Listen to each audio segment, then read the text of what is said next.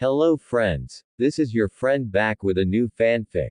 What if Naruto's Madara lineage made him unstoppable and he built a deep romance with Hinata? Episode 2. If you like this story, don't forget to like, share, and subscribe, and leave your thoughts in the comments. Now, as the truth about Naruto's mysterious lineage begins spreading, powerful enemies and hidden forces are already moving to uncover the secrets behind his unbelievable power. Now, let's start. 1 week had passed since the end of the second phase of the Chunin exams and everyone was busy training or gathering information on the adversaries. Naruto was training with his godfather Jiraiya. The man was a pervert, but Naruto had to admit the man was strong and keen. Naruto didn't have much to prepare against his opponent Sasuke. He went to the academy with him and like most Uchihas, Sasuke favored fire jutsus and relied on his Sharingan. Hinata was training with Kurenai. Naruto didn't know much of what she was doing, and for good reason. After all, she will most likely end up facing him in the finals, so she should have a few surprises in store for her blonde. If you looked carefully, you would notice that both Naruto and Hinata were facing clan members, so to speak. Naruto was facing Sasuke and both were Sharingan wielders, and Hinata was facing her cousin Neji and both were Byakugan users. Naruto remembered from the preliminaries all the details of the fights. A perk of the Sharingan is that it grants the user photographic memory. That's the reason why the Sharingan is able to copy jutsus. Neji and Hinata were mainly taijutsu users, with Hinata being a very good Suiten user. Fu is a bug and Suiten user but also the Nanabi Jinchuriki. Yugito was a fire user and very flexible at taijutsu and also the Nibi Jinchuriki. Tamari was a long-range wind user, so her taijutsu should be low. Shikamaru is the shadow user and, like Tamari, was a long-range type, so his taijutsu should be his weak point. Kankuro was unknown since he didn't fight. And finally there is Gaara, the sand user and the Ikibi Jinchuriki.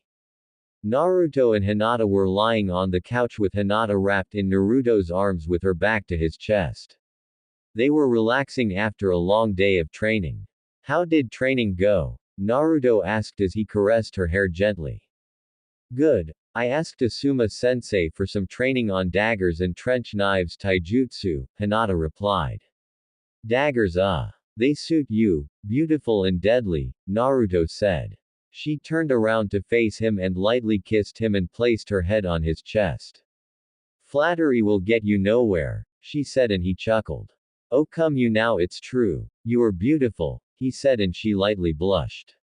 By the way, I need some pointers on lightning manipulation, she said. Did you do the leaf exercise by making it crumble? Naruto asked and she nodded. Now you need to be able to channel big amounts of Raiden chakra. You can do the same with a couple of rocks.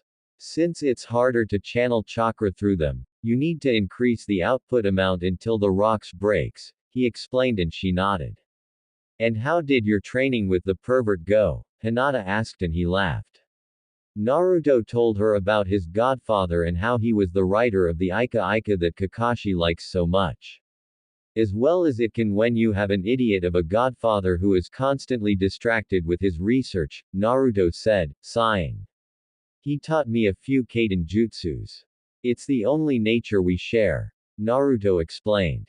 Hinata snuggled deeper into Naruto's chest. She was always amazed at the warmth he provided and she always felt safe in his presence.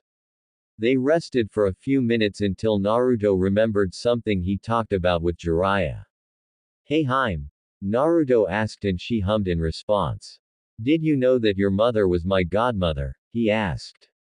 Really? Hinata asked as she raised her head and locked eyes with him. According to Ero Sennin, your parents were my parents' best friends. Go figure, he said, chuckling. I wonder what my father ever saw in Hiyashi, Naruto mused. You know, I think my father was never that bad, Hinata said softly, making Naruto raise an eyebrow. I was 3 years old but I seem to remember him being kind to me. After my mother died he turned cold and the elders didn't help.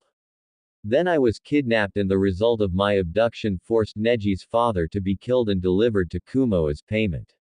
I think he blames me for that. If I had been stronger I wouldn't have been kidnapped, she explained.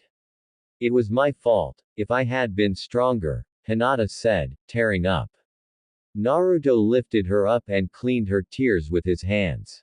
He hugged her and she snuggled into his chest. It wasn't your fault. You were 6 years old. No one could have expected you to defend yourself against a Jonin, Naruto explained, easing her worries. But you managed to kill him, she replied in a weak voice, threatening to break. That was luck, pure and simple. I had my Sharingan and Kurama. Without both of those I would have been killed instantly. I think he didn't kill me because he wanted my bloodline too, Naruto whispered to her and she slowly nodded. He continued hugging her for a few minutes and he felt her tension slowly ease up. Hinata meant the world to him. People like Naruto, Jinchurikis, no matter where they live they grow in a world of pain, of suffering and hate. Living in an environment like this is never good, much less when you are a child growing up. To people like Naruto that are rarely shown any kindness or love, it makes them very protective of that person since they gave them something they never had. This is the case of Naruto. Hinata was the first person to truly love him deeply and unconditionally, so he is very protective of her and would do anything to keep her happy and safe. Feeling better? Naruto asked while he cleaned her dried tears. She nodded and snuggled closer to him. She always found comfort and safety in him. Suddenly there was a puff of smoke in the middle of the room where they were. After the smoke cleared, it was revealed to be a fox. Hey there, Kyofu, Naruto said. Team 8 just entered the gates of the Forest of Death getting ready to ace the exam. Guys, wait up. I want to do something, Naruto said and flashed through hand seals. Summoning jutsu, Naruto said and Kyofu appeared. What do you need? Kyofu asked. I need you to spy on Kabuto. Something about him isn't right. His chakra levels are close to Jonin and yet he flunked 6 times. Here, Naruto said and showed him a chakra card he secretly stole from Kabuto's deck. Smell it and you will be able to find him, Naruto said. I have it. I'll be going, Kyofu said and Naruto nodded. So what did you find out? Naruto asked. That Kabuto guy is working with Orochimaru. I found them talking in the Forest of Death, Kyofu said. I told you he smelled of snakes, Kurama yelled and Naruto mentally yelled. Figures, Kurama said he smelled like snakes. Naruto said, sighing. He would inform the Hokage later. Anything else? He asked. Yes, I also heard Kabuto talking to the Sand Jonin about some invasion during the finals, Kyofu said and Naruto nodded. A few seconds later Naruto shot out of the couch and yelled, what? Keep it down, Kyofu said while nursing his sensitive heart. Are you sure you heard right? Naruto asked very seriously. Yeah, I'm sure, Kyofu said. What time is it? Naruto asked in a worry. It's 7 p.m. Why? Hinata asked, confused. The old man should still be in his office. We have to warn him, Naruto said and Hinata nodded. They both picked up their jackets and Kyofu jumped on Naruto's shoulder as they left the apartment and headed towards the Hokage's tower. The Hokage was in his office doing what he does best, paperwork. After Naruto told him the Kage Bushin trick, the old man's life improved very much. Now he could take pleasure in what he liked to do, which was drinking tea, smoking his pipe, reading his Ika and walking through the village. Suddenly the door busted open so fast that even the hidden Anbu jumped in front of the Hokage to protect him from the threat. For Kami's sake, stand down. It's only Naruto-kun, the Hokage said and the Anbu retreated with shame. They jumped into action without accessing the threat. Naruto, is there a reason why you entered my office like that? The Hokage asked. Actually there is. The Sand is going to invade during the finals, Naruto quickly said. What? The Hokage asked, thinking he misheard Naruto. I said that the Sand Village will invade ours during the Chunin exams finals, Naruto said in a calmer tone. What makes you think that? The Hokage asked with his full attention towards Naruto. This is Kyofu, Naruto said pointing towards the fox on his shoulders. He, a spy fox. During the second round I summoned him to spy on Yakushi Kabuto because he had Jonin-level chakra reserves and yet claimed to have failed the exam 6 times. Kyofu found him talking to Orochimaru and yesterday found him talking to the Sand Jonin regarding the invasion that they are planning, Naruto explained and Kyofu nodded. Are you sure, Kyofu? The Hokage asked in a serious tone. Yes, Hokage-sama, the fox replied. Inu, the Hokage said, and in front of him appeared an Anbu with the dog mask. Summon Shikaku and Jiraiya, the Hokage said. Hi, the Anbu said and vanished. Now that you know, I'll be going, old man, Naruto said and waved him off. No. Naruto, you and Hinata stay. We may need to know anything else that Kyofu knows and you deserve to hear this since you discovered it, the Hokage said and they both nodded. Not even 15 minutes later everyone was assembled in the Hokage's office. Jiraiya, Shikaku, Naruto and also Hinata. Welcome and sorry for calling you this quickly but the situation may be dire, the Hokage started. Naruto claims that the Sand Village will be invading during the exams finals, the Hokage said and everyone stared eyed-opened at Naruto who was feeling a bit insecure. That's a bold claim, Naruto-san. Even more since the Sand Village is our ally. What is your proof? Shikaku asked and Naruto explained his doubt of Kabuto and his talk with Orochimaru and Baki the Sand Jonin. Actually is plausible, Jiraiya started. According to my spy network, the Wind Daimyo has been giving more missions to our country which will without doubt cripple the Sand Village. And if they are desperate enough they might try an invasion, Jiraiya concluded. What's the background on Kabuto? Jiraiya asked. He's the adopted son of our chief medic. He was found in an empty battleground a few years ago and the chief medic adopted him, the Hokage said. Should I capture him for interrogation? Jiraiya asked. No, if he's found missing they might invade straight away without giving us time to prepare, the Hokage explained and noticed that Naruto wanted to say something but he found himself a little insecure. After all, this was almost a war meeting. Anything you want to say about Naruto-kun? The Hokage asked and he nodded before beginning. Remember when I brought Rokusho Aoi? Naruto asked and the Hokage nodded. Well, before I trapped him in the scroll I interrogated him and he said he belonged to the Sound Village and his cage was Orochimaru.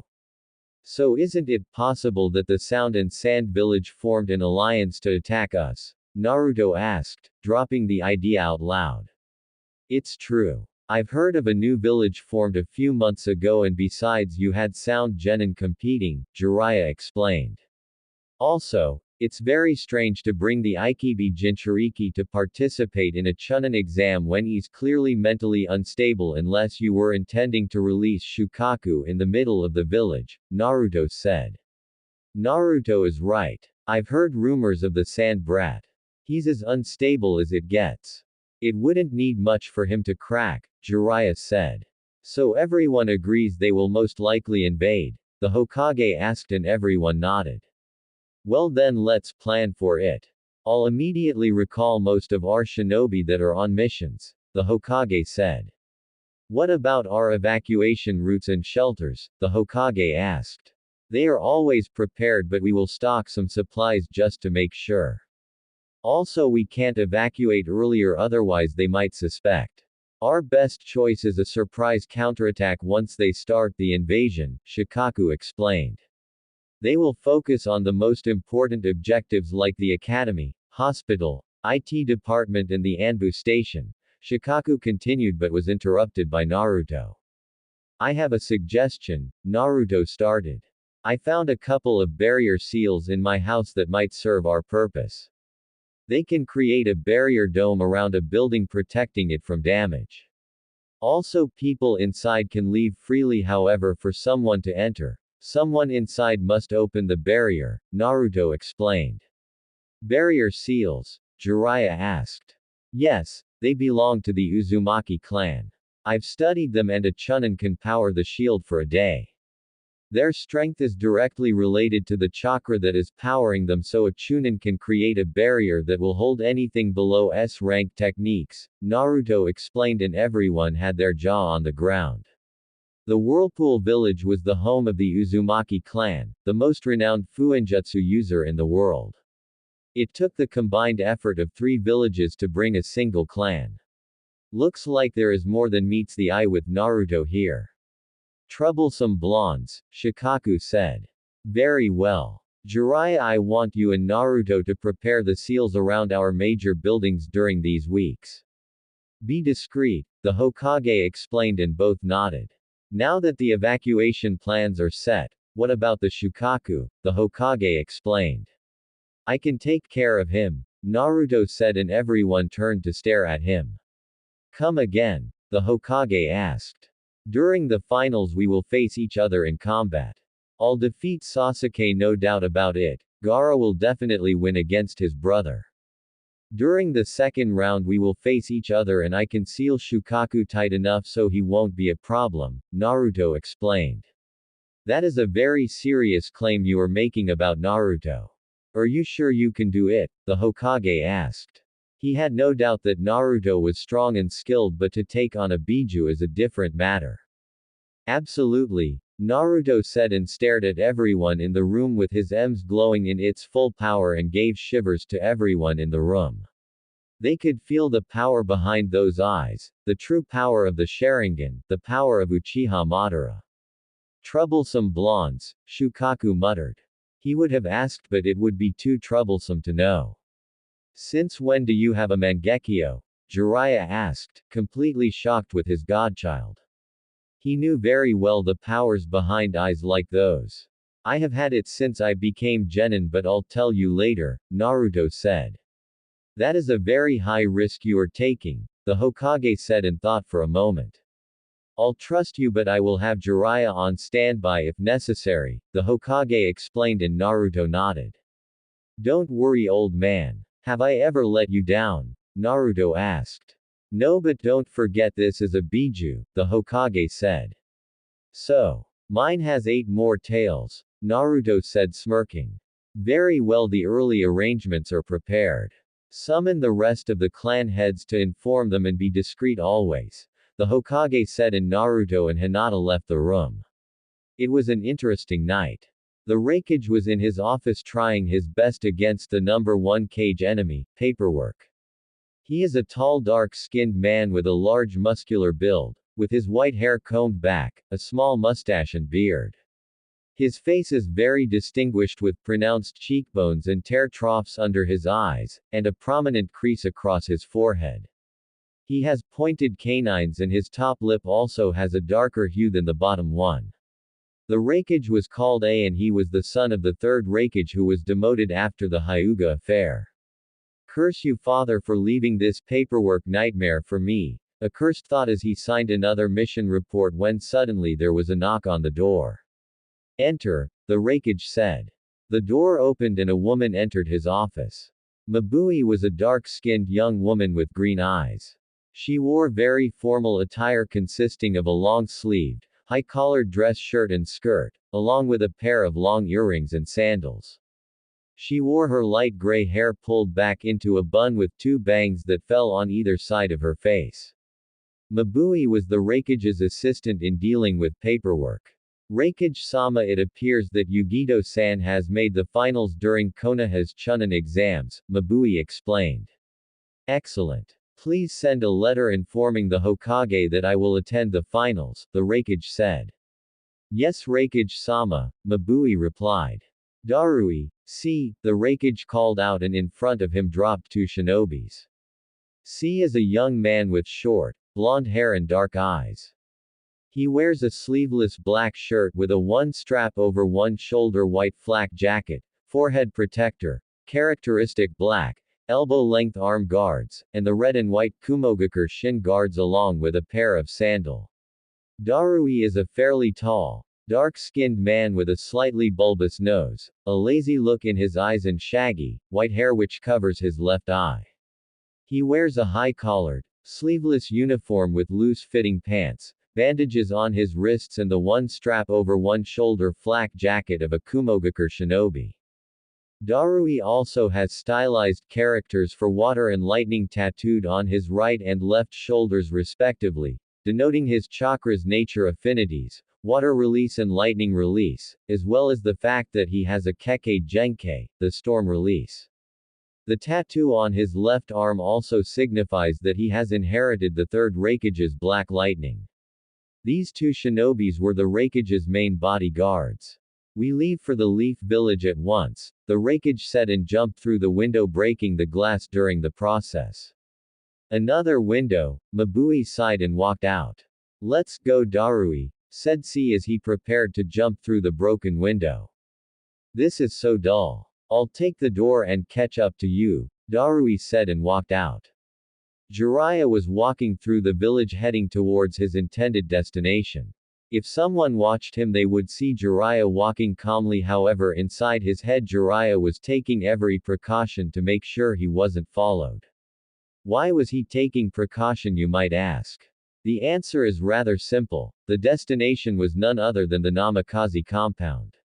He agreed to meet Naruto there and prepare the barrier seal to place around some buildings. After all, no one has used the Namikaze compound since the Yondaime had died 14 years ago, defeating the Kyuubi, and seeing even Jiraiya at the entrance of the compound would raise far too many questions. Jiraiya arrived at the gates at the compound and rang the bell. Naruto showed up a few minutes later and unlocked the gate and added his chakra signature to the seals protecting the compound. Jiraiya entered and when he spotted Naruto he looked at him and shivered. What's wrong? Naruto was clearly confused as to why would Jiraiya shiver like that when he saw him. Nothing really. Can you do me a favor and activate your Sharingan? Jiraiya said as he stared intently at Naruto. Naruto was confused by his statement but shrugged it off. He activated his Sharingan and noticed as Jiraiya shivered once more. What's wrong with you? Naruto asked. You remind me too much of Madara with your hair like that, and when you activated your Sharingan it became even worse. I remembered when I saw him for the first time. I was only 5 years old. Jiraiya explained and Naruto raised an eyebrow. Naruto's hair had drastically changed. His hair was still spiky but now was to waist length with shoulder length bangs framing the sides of his face, covering most of his right eye. Basically his hair was like Madara's. He only needed hair black and be wearing Senju armor and he would like Madara himself minus the whiskers. I found a jutsu that lengthened my hair. You said I should grow it out to use those jutsus you taught me. Besides Hinata-chan likes it better this way and I kinda like it also, Naruto said grinning and activated his M's making poor Jiraiya feel a shiver running through his spine once again. Come inside and let's get the seals ready, Naruto said and both walked inside.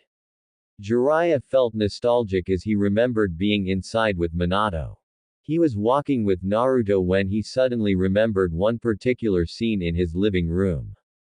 Flashback. It's an amazing book, Minato said as he finished reading the first book his sensei Jiraiya released. The Tale of the Utterly Gutsy Shinobi. That's why I want to name our son Naruto. I want him to become a great and brave shinobi like your main character, Minato said. Are you serious? That name came to me while I was eating ramen, Jiraiya replied. Naruto. It's a beautiful name, Kushina said as she came from the kitchen to join them in the living room. End flashback. What are you thinking about? Naruto asked as he narrowed his eyes in suspicion. Nothing. Just remembering a few memories from this place, Jiraiya said as he sighed. Naruto nodded and proceeded to guide Jiraiya towards his library. The library at the Namikaze house was located in the basement and was protected by multi-paired seals to prevent any unauthorized person access. Naruto placed his hand in the seal. The seal seemed to recognize his chakra signature and blood and automatically slightly glowed before the door opened. These are the seals. Naruto picked them up and showed them to Jiraiya. He placed them on the table and started analyzing them.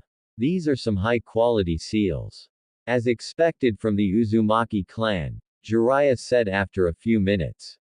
Kage Bushin no Jutsu, Naruto said, and 100 clones appeared.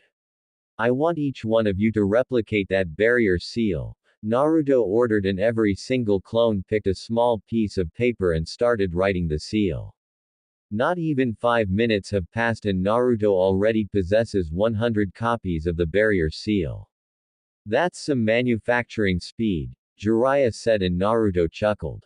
After all, once Naruto learned sealing, he never once again needed to buy explosive tags or sealing scrolls since he could easily do them. Let's go Arrow Sennin, Naruto said. Jiraiya's eyes twitched. Stop calling me that, Jiraiya yelled. Naruto and Jiraiya shone towards the academy and arrived at their front gates. Naruto immediately picked 4 seals and placed one in each wall. They remained until Naruto channeled a bit of chakra and they disappeared into the wall. They proceeded to apply these seals in all major locations around Konoha. The academy, hospital, IT department, prison, Anbu department decided to place them around the shelters as well. It's done, Naruto said after placing the last of the seals around the shelters, which the civilians will be led to once the invasion begins. I'll talk to the sensei about the arrangements to activate the barriers, Jiraiya said and left for the Hokage's office. Naruto looked at the sky and saw the sun to check the time. It was around 3 p.m. so it was still early.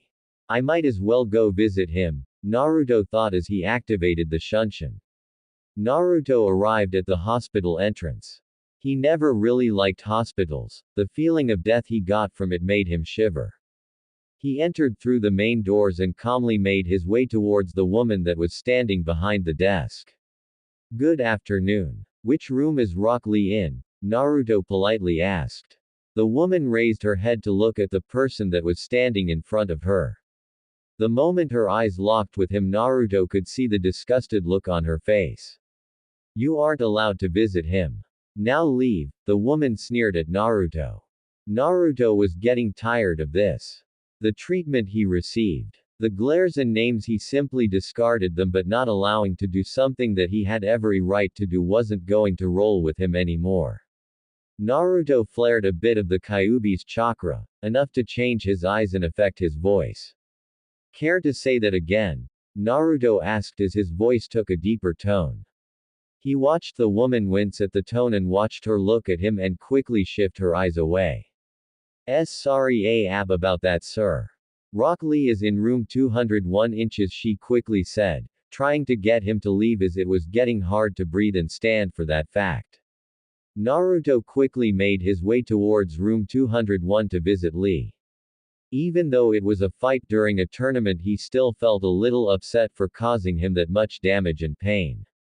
He walked to the room and saw the bed. Sitting in a chair beside him was Tenten.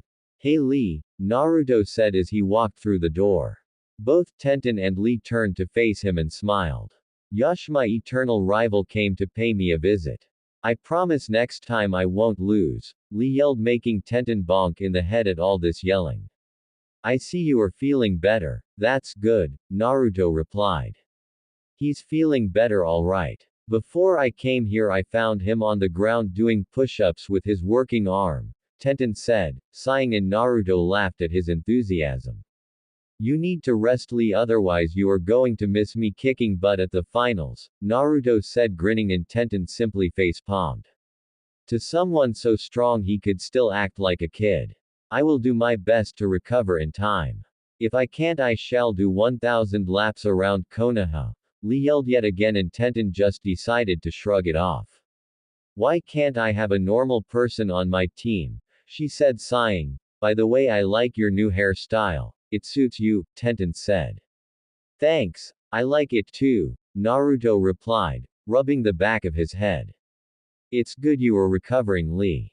I will see you in the finals, Naruto said and left the room and went to train. He still had about 3 weeks before the finals started.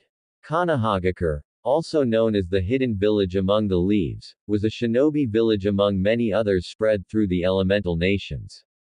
Normally one wouldn't find enemy shinobi walking around the village without a care in the world, but today was a very special day. Today was the Chunin exams finals.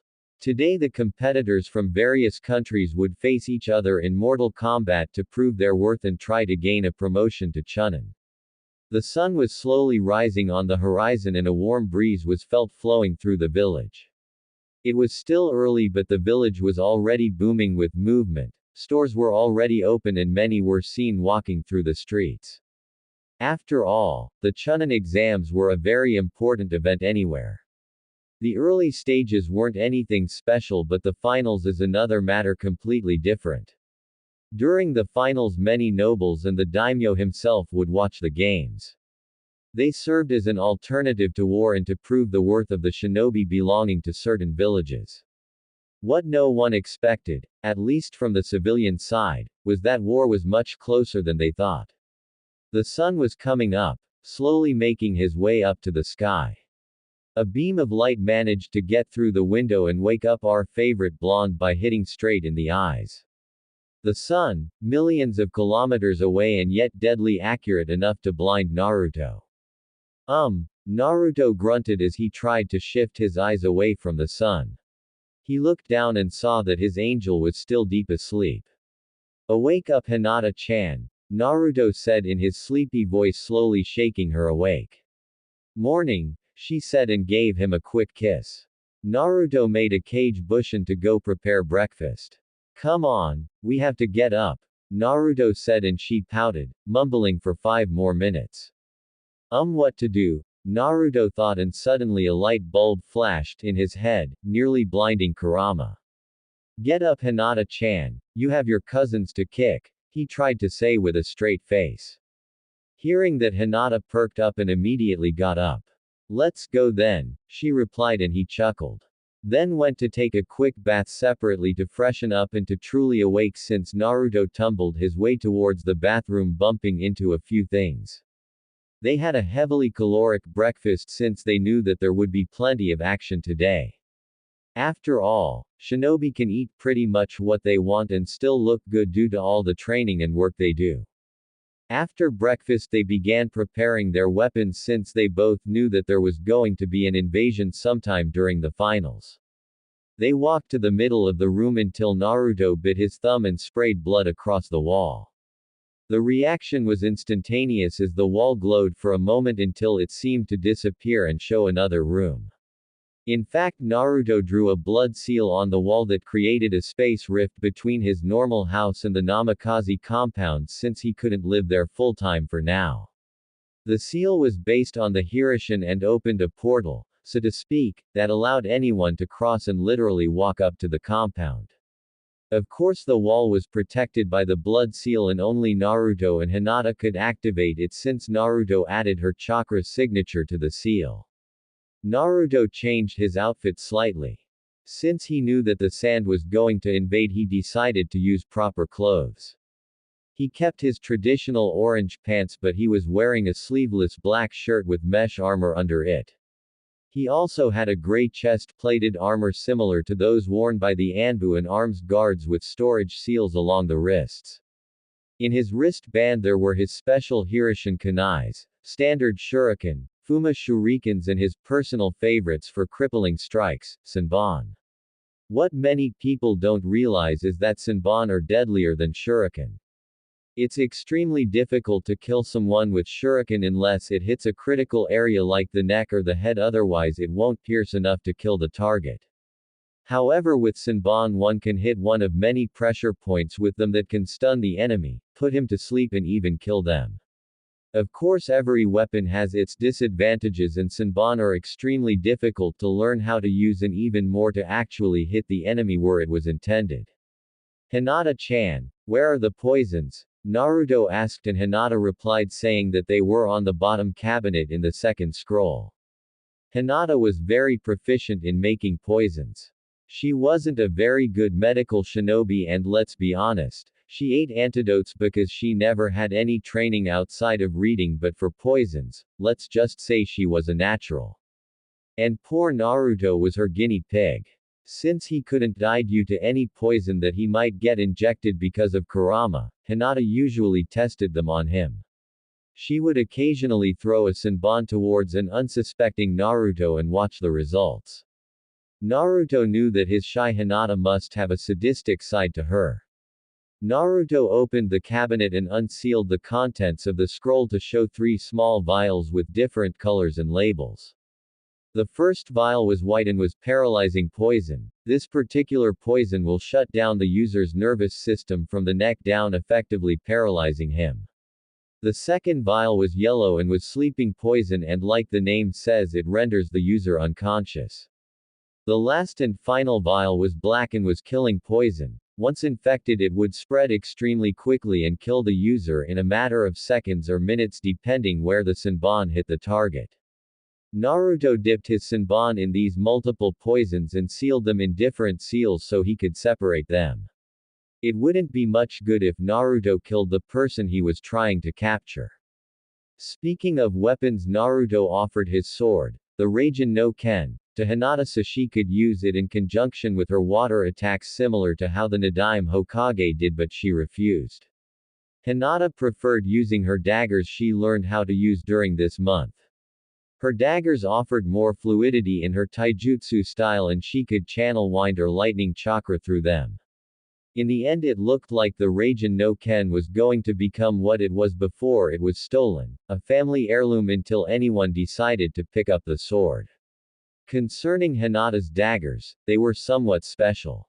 Even though they had a few missions, both of them didn't have that much money to buy worthy daggers, so Naruto took upon himself and forged them for her. He bought chakra metal, which is cheaper than buying already made weapons. Check profile for picture of daggers. He really outdid himself with them. The daggers were made of the best chakra metal and allowed Hinata to channel her elemental chakra through them to increase the piercing power. Their design was amazing. They truly were beautiful and deadly, just like Naruto described Hinata. Naruto also printed a couple of seals on them to increase their resistance and durability. He also included a summoning seal that allowed Hinata to summon her daggers if she ever lost or threw them back to her hands. Hinata was preparing her weapons and seals when she heard clang. She rushed to Naruto to see what happened and saw him picking up a weapon he apparently dropped on the floor. She looked at the weapon and her eyes widened. "You are taking that?" She asked, not to believe her eyes as she looked at the weapon Naruto was picking up and preparing to seal in his storage seal in his body. Kurama had told them the story of that weapon and a few like those. Apparently they were created by the Raikudo Sennin himself and were many times more powerful than any other weapon.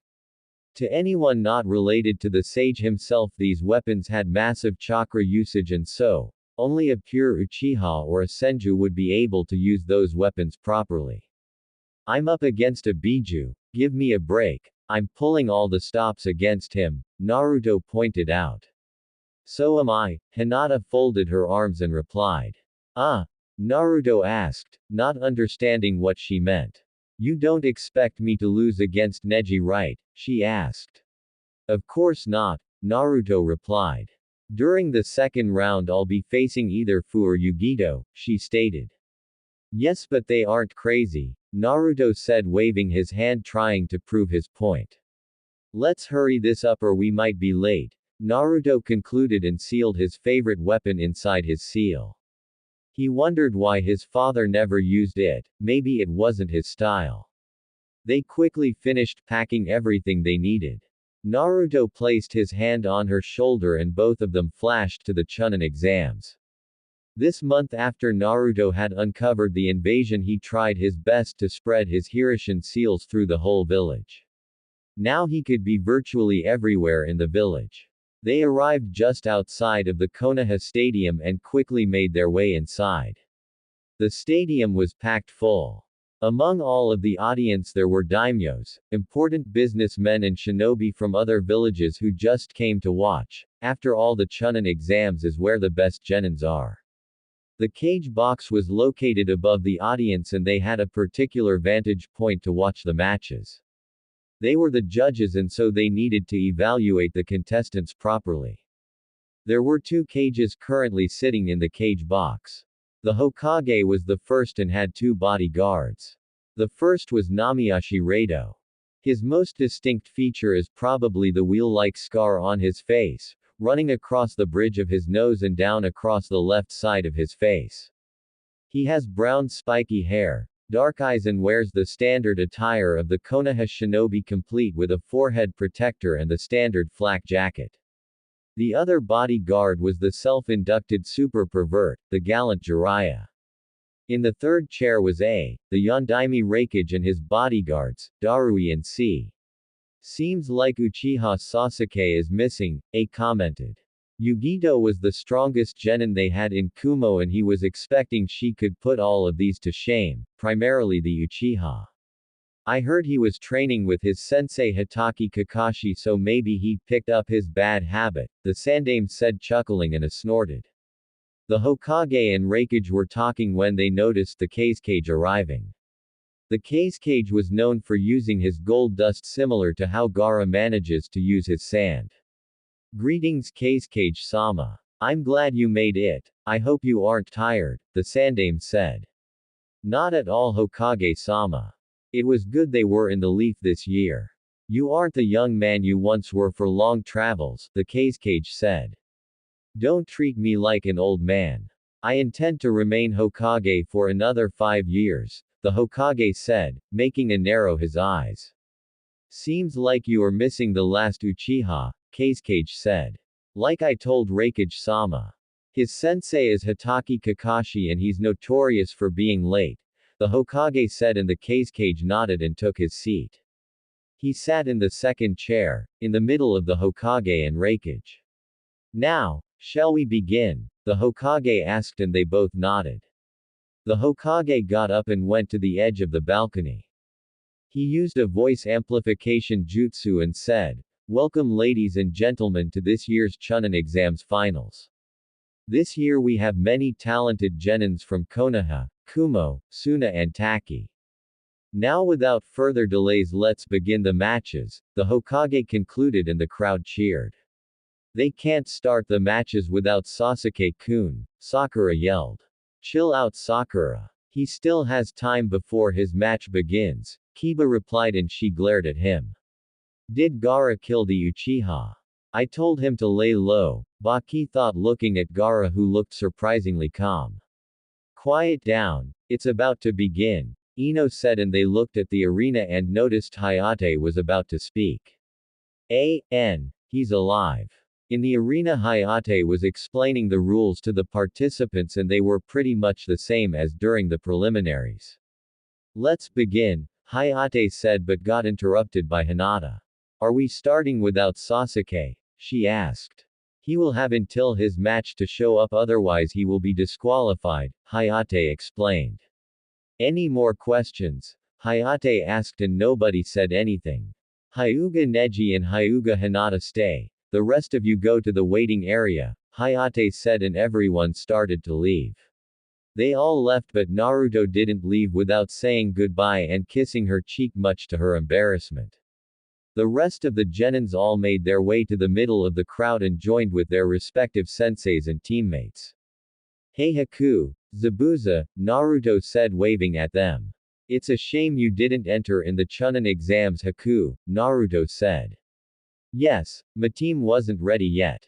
Maybe next time, Haku replied. She was about to say something else when Zabuza spoke before her. Hey brat, Zabuza started. You better win this, I've got money riding on you, he said. Are you serious? Naruto asked. Of course, after everything I saw you do, if you lose I'll have Haku freeze your balls, Zabuza said and Naruto chuckled weakly while involuntarily bringing his hand to his manhood. I like the new hairstyle Naruto, Haku said. She had to admit he looked good. He wasn't wearing any sleeves so she could see his muscles.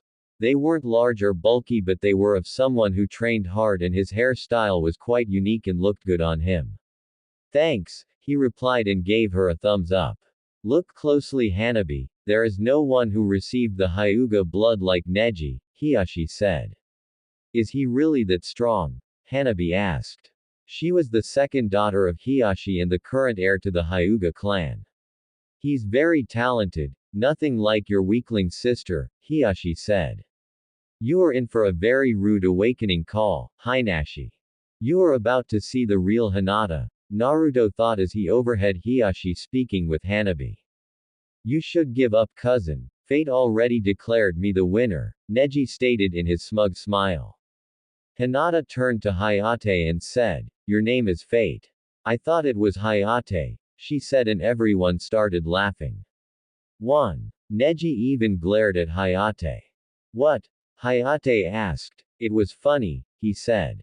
You are a weakling, cousin, everyone knows that, Neji said, and Hinata just shook her head in disappointment. She figured since she got kicked out, Neji would at least sympathize a little bit with her. Fighters ready? Hayate called out and they both nodded. Hajime, he said and jumped back. You can't evade fate, cousin. During the preliminaries you resorted to using ninjutsu. That only proves you aren't meant to be a Hyuga, he said. Then I shall defeat you using our taijutsu style, Hinata said as she took the standard Juken stance, knees bent with left leg slightly forward. Her right arm extended with the palm facing Neji and her right arm coiled near her waist. Neji smirked and didn't even activate the Byakugan or take any stance. He simply ran forward and closed the distance in no time. He went for the traditional Juken strike to the chest. Hinata waited for it to get close and faster than lightning she deflected the strike. She crouched down and swept his legs. Flowing with the momentum she completed her twist and gave him a strike to his chest and sent him tumbling to the ground. You should take this seriously, Neji, Hinata said as she activated her Byakugan without seals. Neji spat a bit of blood coming from his lips and removed the dirt and dust of his clothes as he got up. He decided to show her how it was done and activated his Byakugan and got into his stance. Looks like they are getting serious, Naruto said. Yes, that was nothing but a little skirmish, Asuma said. Asuma, Kurenai said, getting his attention. You remember our bet, right? She asked. Yeah, I know, but I'm confident Shikamaru will be promoted, Asuma said, trying to convince himself. Neji quickly dashed towards Hinata and threw a few strikes. Hinata dodged them all as if she was dancing. She didn't even need to block his attacks, she simply shifted her weight and went with the flow. Damn it, why can't I hit her? Neji asked to himself, getting frustrated, and he was using his best moves and she dodged them all as if they were nothing. Now it was time for Hinata to make her move. She tried a quick Juken strike to his shoulder but Neji blocked it. Neji quickly found himself in the defensive as Hinata was pushing him back and back. Each strike he blocked was a close call, and if it hit him it was game over. She seemed to only be targeting his most important chakra points. Neji decided to gain some space and backflipped but didn't expect Hinata to dash after him so fast. She went a Juken strike to his left shoulder. I can't let her hit me or she will disable my left arm, Neji thought. Hinata watched him smirk and wondered what was so funny until she noticed he was starting to spin. She quickly realized what he was going to do and jumped back to avoid his attack. Kaden, Neji yelled as he spinned in a blue dome of chakra. That's, Hiashi stuttered as he watched the prodigy of the branch family pull the best defensive move of the main house. Kaden was the Hyuga's pride and joy, it was their absolute defense, or so they thought. Unbelievable, a Hyuga elder thought as he watched Neji pull the Kaden. San, isn't that? Hanabi asked but never got to finish. Kaden. The main house's absolute defense. To think he progressed so far without anyone to train him. He really is a prodigy, Hayashi stated. Neji finished his Kaden and smirked at Hinata. Looks like it's you who is trying to avoid his fate. Kaiten is a main house technique, Hinata said. A failure like you would never understand, Neji said and dashed forward and quickly closed the distance between him and Hinata. You are in my field of divination, Neji said and got into his stance. Hake Rokujuyansho, 64 palms of the hand, Neji called out and was about to start his best offensive attack when he saw Hinata start to spin. His eyes widened at what was about to happen, but it was too late. Kaiten, Hinata yelled and spun, creating her own blue dome of chakra, and Neji was thrown out very fast and impacted with the wall. That's my girl, Naruto said as he cheered for Hinata. The rest of the genin and most of the jonin were watching as the disavowed heiress kicked the Hyuga's prodigy. Hinashi seethed his teeth as he watched Hinata flawlessly perform the Kaiten. He already knew she could use it, but to that perfection he never figured. T2-san. Nei-san just used the Kaiten too, Hanabi said as she watched the usually stoic Hayashi show his face of anger. Hiyashi, the elder said, care to explain how your daughter can use the Kaiten? He asked. How should I know? He asked, and the elder went back to his brooding like a certain Uchiha we know. Still believe I'm a failure? She asked, watching her cousin rise from the ground, removing a few pieces of rocks from him. She noticed that his breathing was starting to get labored.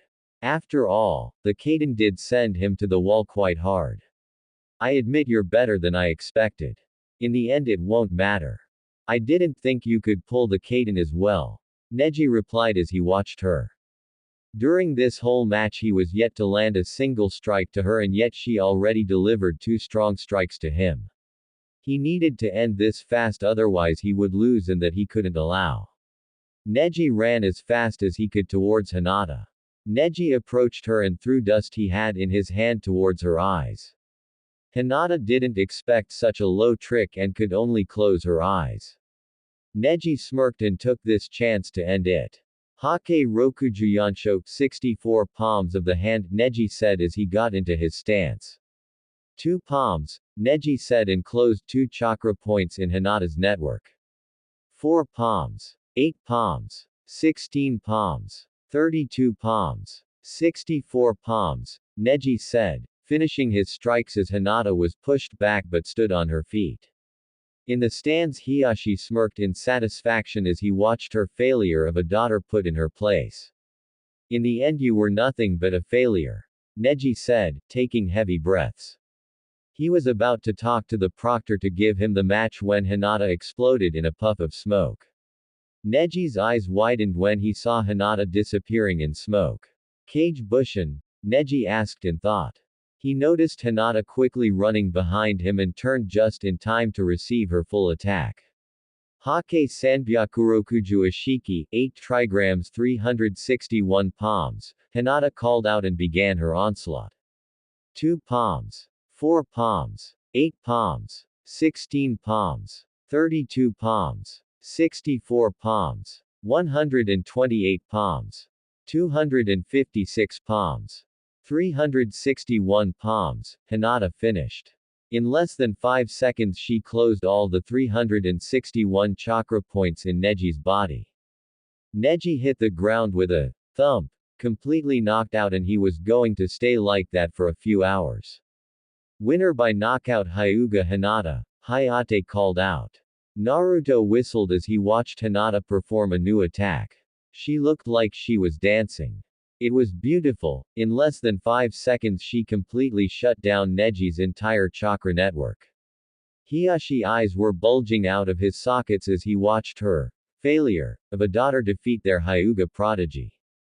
Neji was supposed to be one of the best Jukin users to ever grace the clan, and Hinata defeated him without even breaking a sweat. The battle was completely one-sided. Neji didn't even hit her once. Hayashi was broken out of his thoughts when the elders spoke to him. Hiyashi, we must have that technique. Many tried to close the whole chakra system, but they couldn't do it in a viable way. It's instrumental we get that technique, the elder spoke. And how do you expect me to give it to us? Hiyashi asked the wise elders. We don't care. Offer her the chance to rejoin the clan, give her anything. She may look different but she'll jump the first chance she gets of rejoining our clan, the elder spoke smirking. Congratulations Hinata-chan, Naruto said as he hugged her and spinned her around as she giggled. Thank you Whiskers-kun, she replied and laughed like crazy at his face. Here they come, Naruto said and Hinata got a confused face. Your father and the elders, he explained and she turned around to see them approaching her. Anything you need father, Hinata said in a very sweet voice that gave shivers to the poor man and made Naruto chuckle. Yes Hinata. We would like to offer you a chance to rejoin the clan, Hiashi spoke in his stoic voice. Why would I do that? She asked. I'm happy with Naruto and there is nothing you can offer me, she replied. We can offer you a painless lifestyle befitting a Hyuga. Surely you can't like your life with that thing, Hayashi said and Hinata narrowed her eyes in the painless part. Call him a think again and I'll kill you, Hinata said and she activated her Byakugan. Never mind. So do you accept it? Hayashi asked. How about? No, she replied and laughed. Hiashi was starting to get pissed off and that is saying much to someone who most of the time is calm and emotionless. There is nothing you can offer me. I'm happy with the life I have. Why would I join a clan of stuck-up pricks? She said and everyone laughed. Besides you just want me because I defeated your prodigy and most likely you want my new technique, Hinata said. Enough of this, an elder yelled and raised his fingers to form half of the tiger seal. Activate, the elder said and smirked. A few seconds passed and Hiashi was looking at the elder and wondering if his old age was acting up. Something wrong? Hinata asked in a very sweet voice. She removed the lavender sash from her forehead and revealed it to be sealless. The caged bird seal was nowhere to be found. I'm a free bird too, San, Hinata said. The elders, Hiashi and even the Hokage were shocked. They never knew that the caged bird seal was possible to be removed without killing the victim. How is that possible? Hiashi asked. Let's just say that Naruto has a way with seals, Hinata said and once again laughed at their shocked faces. Not even Jiraiya who was a seal master himself knew how to remove the caged bird seal without at least permanently crippling the user. This is an outrage. We can't allow this Hiashi, an elder yelled. Too bad you can't do anything. Naruto started and gathered their attention. The moment you disavowed Hinata she became an asset of the village. You no longer have any power over her. And since she is a shinobi and technically an adult you can't even claim her as your daughter now, Naruto said, chuckling at the angry face of Hiashi and the elders who seemed to be about to kill them both. Hayashi took a step forward but immediately regretted it as he fell to the ground barely managing to breathe with the heavy killer intent Naruto was releasing. Be careful Hiashi-sama. Attacking a leaf shinobi is a crime, primarily with so many witnesses, Naruto said in a deeper voice and pointed out to many people around him.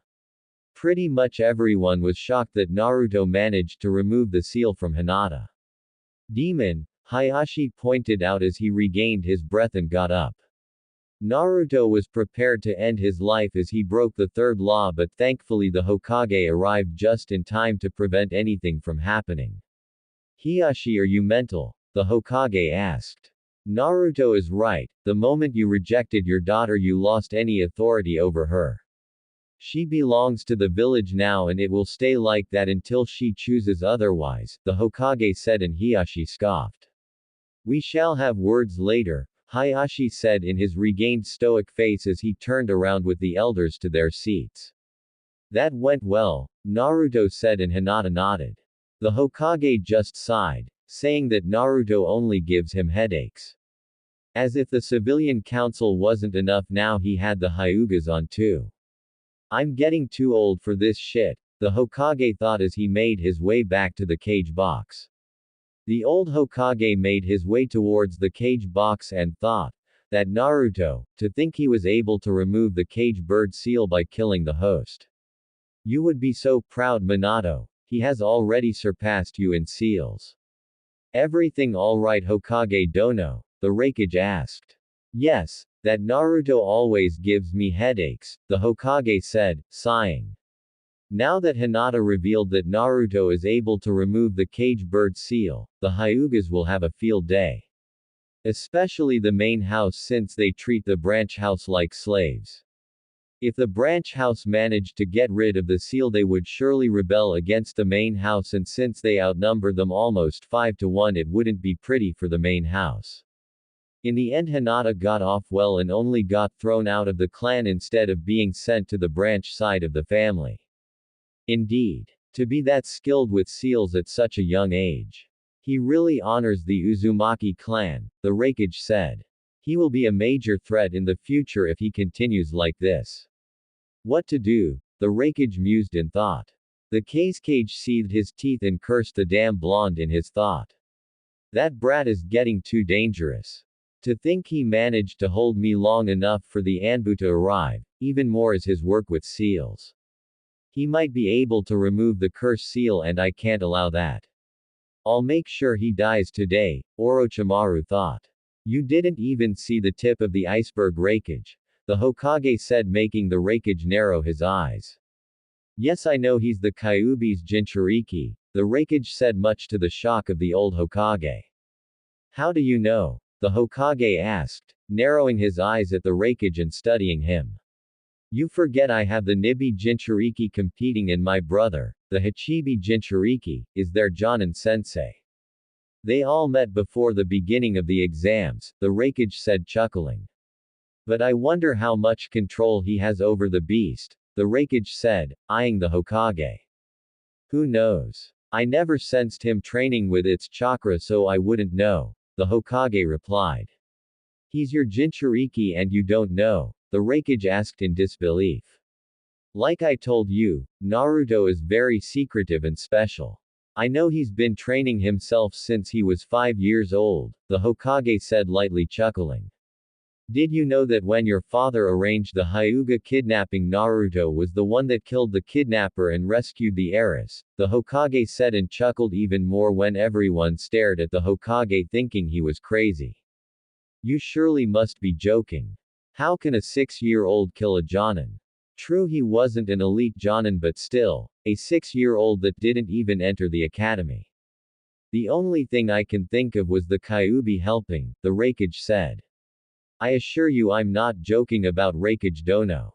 When I arrived at the scene, Naruto was holding Hinata and the kidnapper had a kunai in his chest, the Hokage explained, and the Raikage seethed his teeth. Then the Kyuubi is the only explanation, the Raikage said, crossing his arms. I doubt it, the Hokage said, and everyone focused on him. When I arrived at the scene there wasn't any trace of the Kyuubi's chakra being used.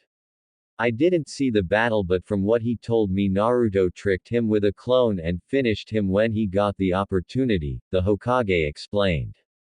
Looks like you have been hiding a diamond, the Kazekage said. If he was that skilled at such a young age, why is he still a genin? The Kazekage asked. You all know how Jinchurikis are treated, right? The Hokage asked, and everyone nodded. Everyone seemed to be interested in the young blonde. He chose to hide his strength. He decided to take the full academy course so he could have time to train himself and be able to protect himself and anyone he cares about, the Hokage finished explaining.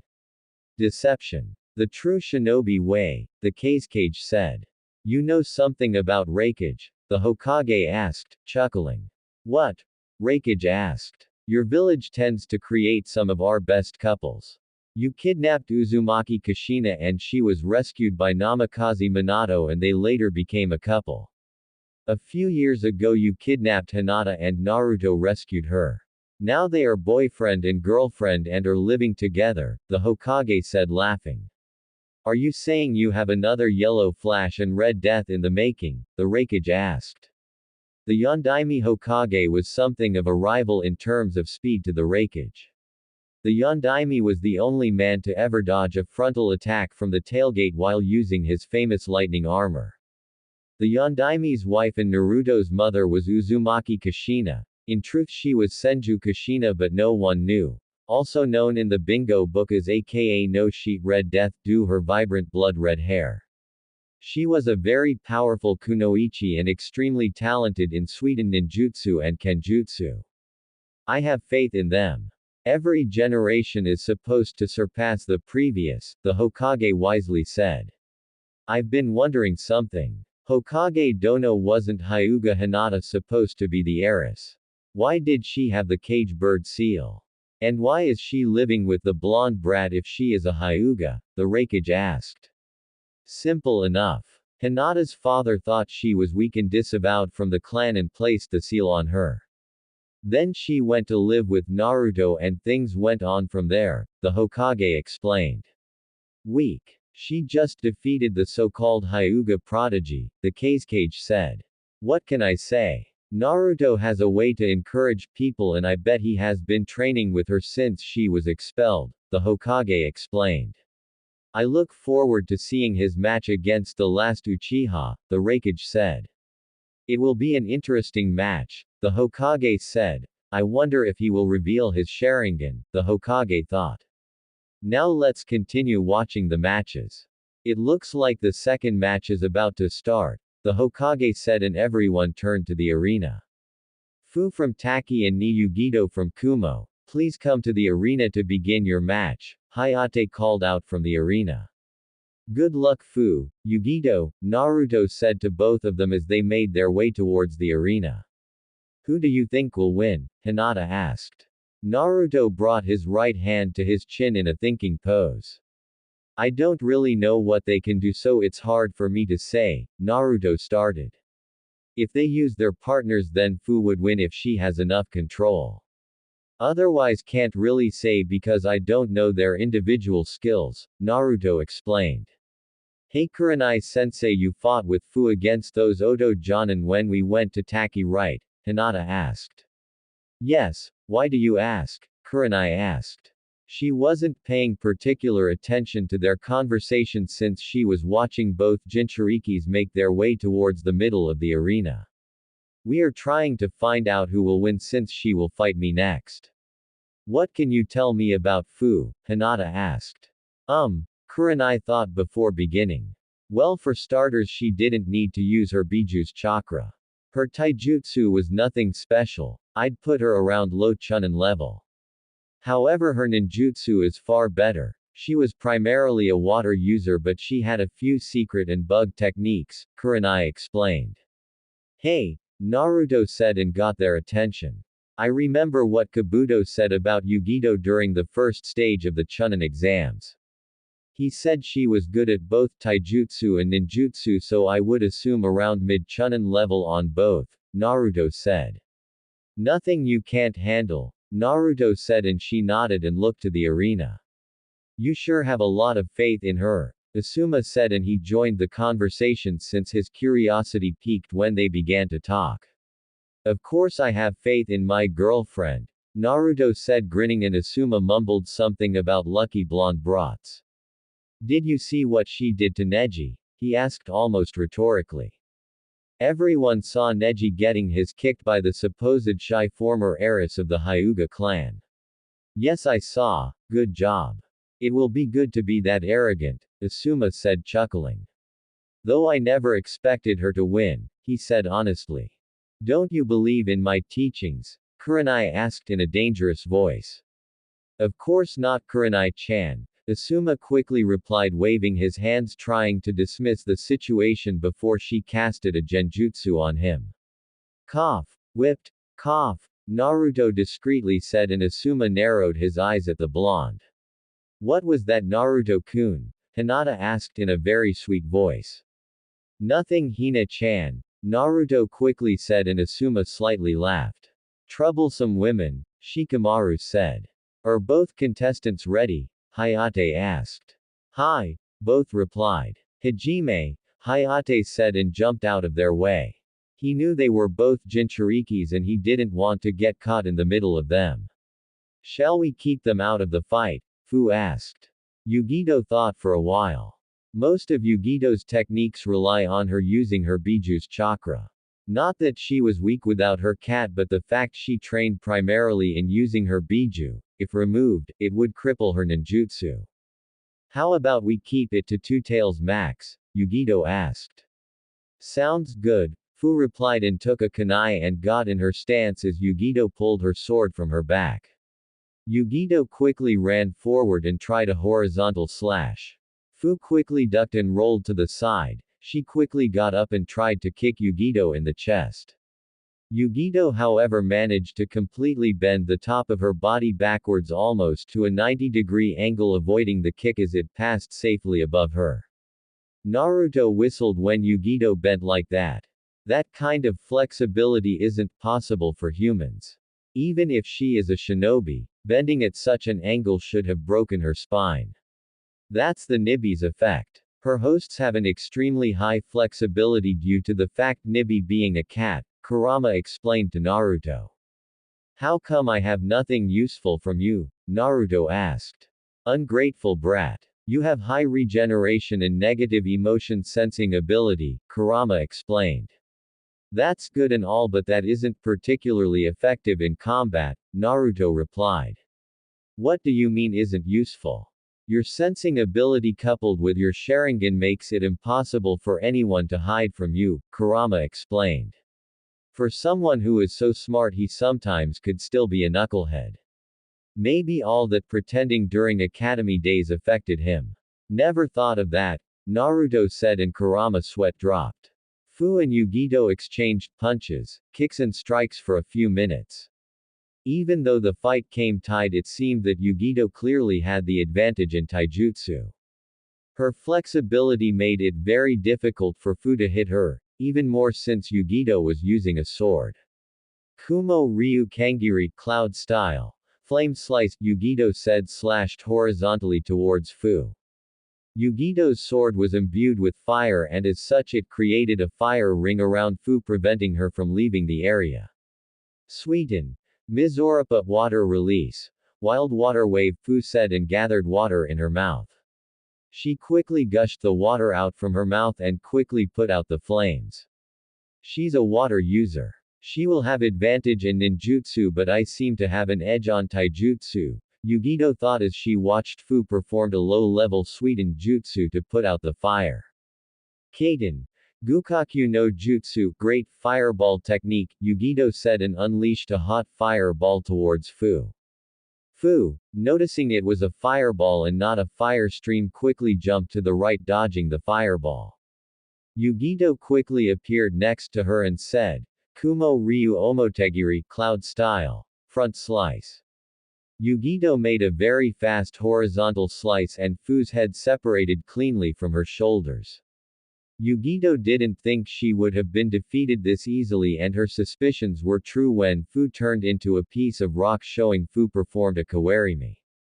Sweeten. Tepudama Water Bullet, Fu said and shot a couple of compressed water bullets from her mouth.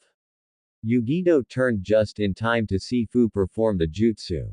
In a show of speed, Yugito used her sword and sliced through every single bullet, taking no damage from it. Looks like this year's genin are talented. The Hokage commented. Very true. Usually elemental ninjutsu is only trained after becoming a chunin, the Kazekage said. What did you expect from Jinchurikis? The Raikages asked rhetorically before continuing. Even without using their Biju's chakra, they develop high chakra reserves, so they tend to go for ninjutsu very early, the Raikage commented. True, the Hokage replied. By the way, after seeing the Hyuga's match, I firmly recommend Hyuga Hinata for Chunin.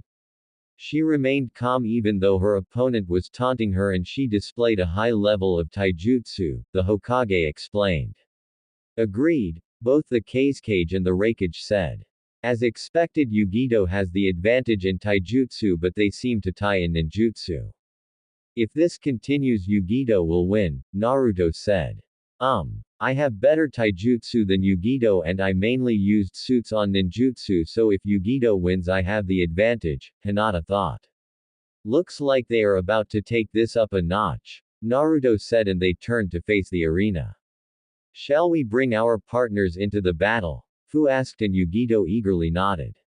She was anxious to show everyone her true power. Bring it on, Yugito replied. Let's go Nibi, Yugito said. Right kitten, Nibi replied. Let's show them Chome, Fu said. Alright, Chome replied, pumping something into the air.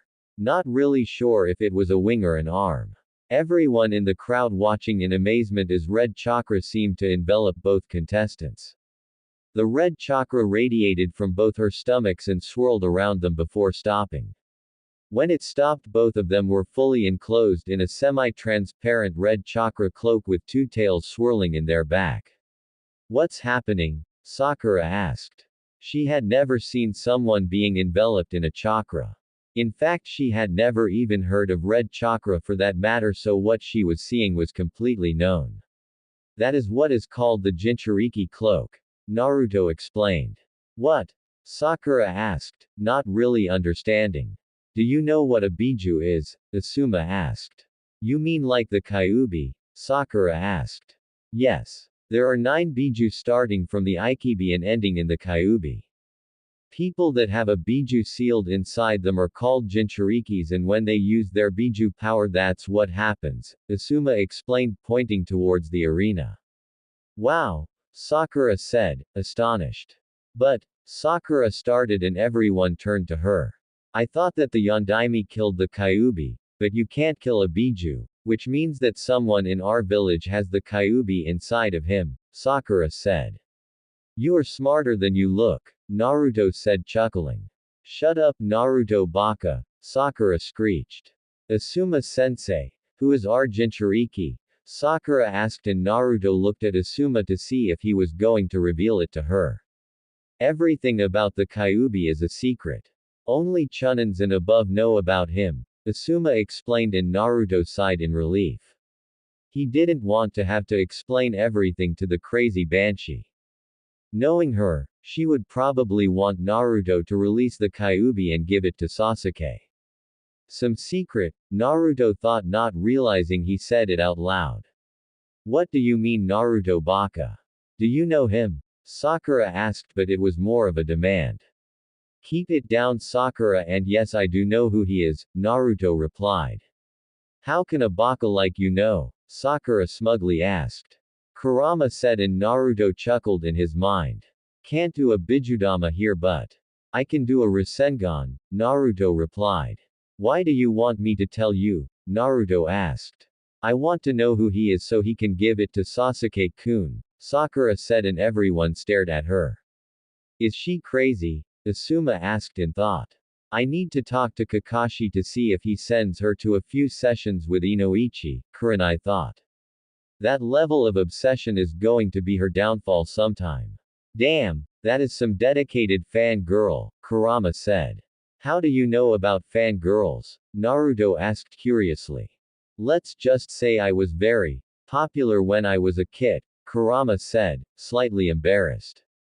Don't tell me you were chased by females kitsunes, Naruto asked incredulously. Yeah, Kurama replied, remembering his dark days. Looks like every race has fangirls, Naruto said, laughing. It's not it, it's him, Naruto explained. How would you know, baka? Sakura screeched once again. Hinata approached her and gave her a Juken strike to her throat, disabling her voice. You are too loud, Sakura, Hinata said, and Sakura tried to curse her, but no sound came from her mouth. Even though no one said anything, they were all happy that Sakura was silent for once. That Naruto seems to know a lot about bijus. He said that there were only 5 people that could open the gates, and Hinata said that 3 of them were in the tower's arena.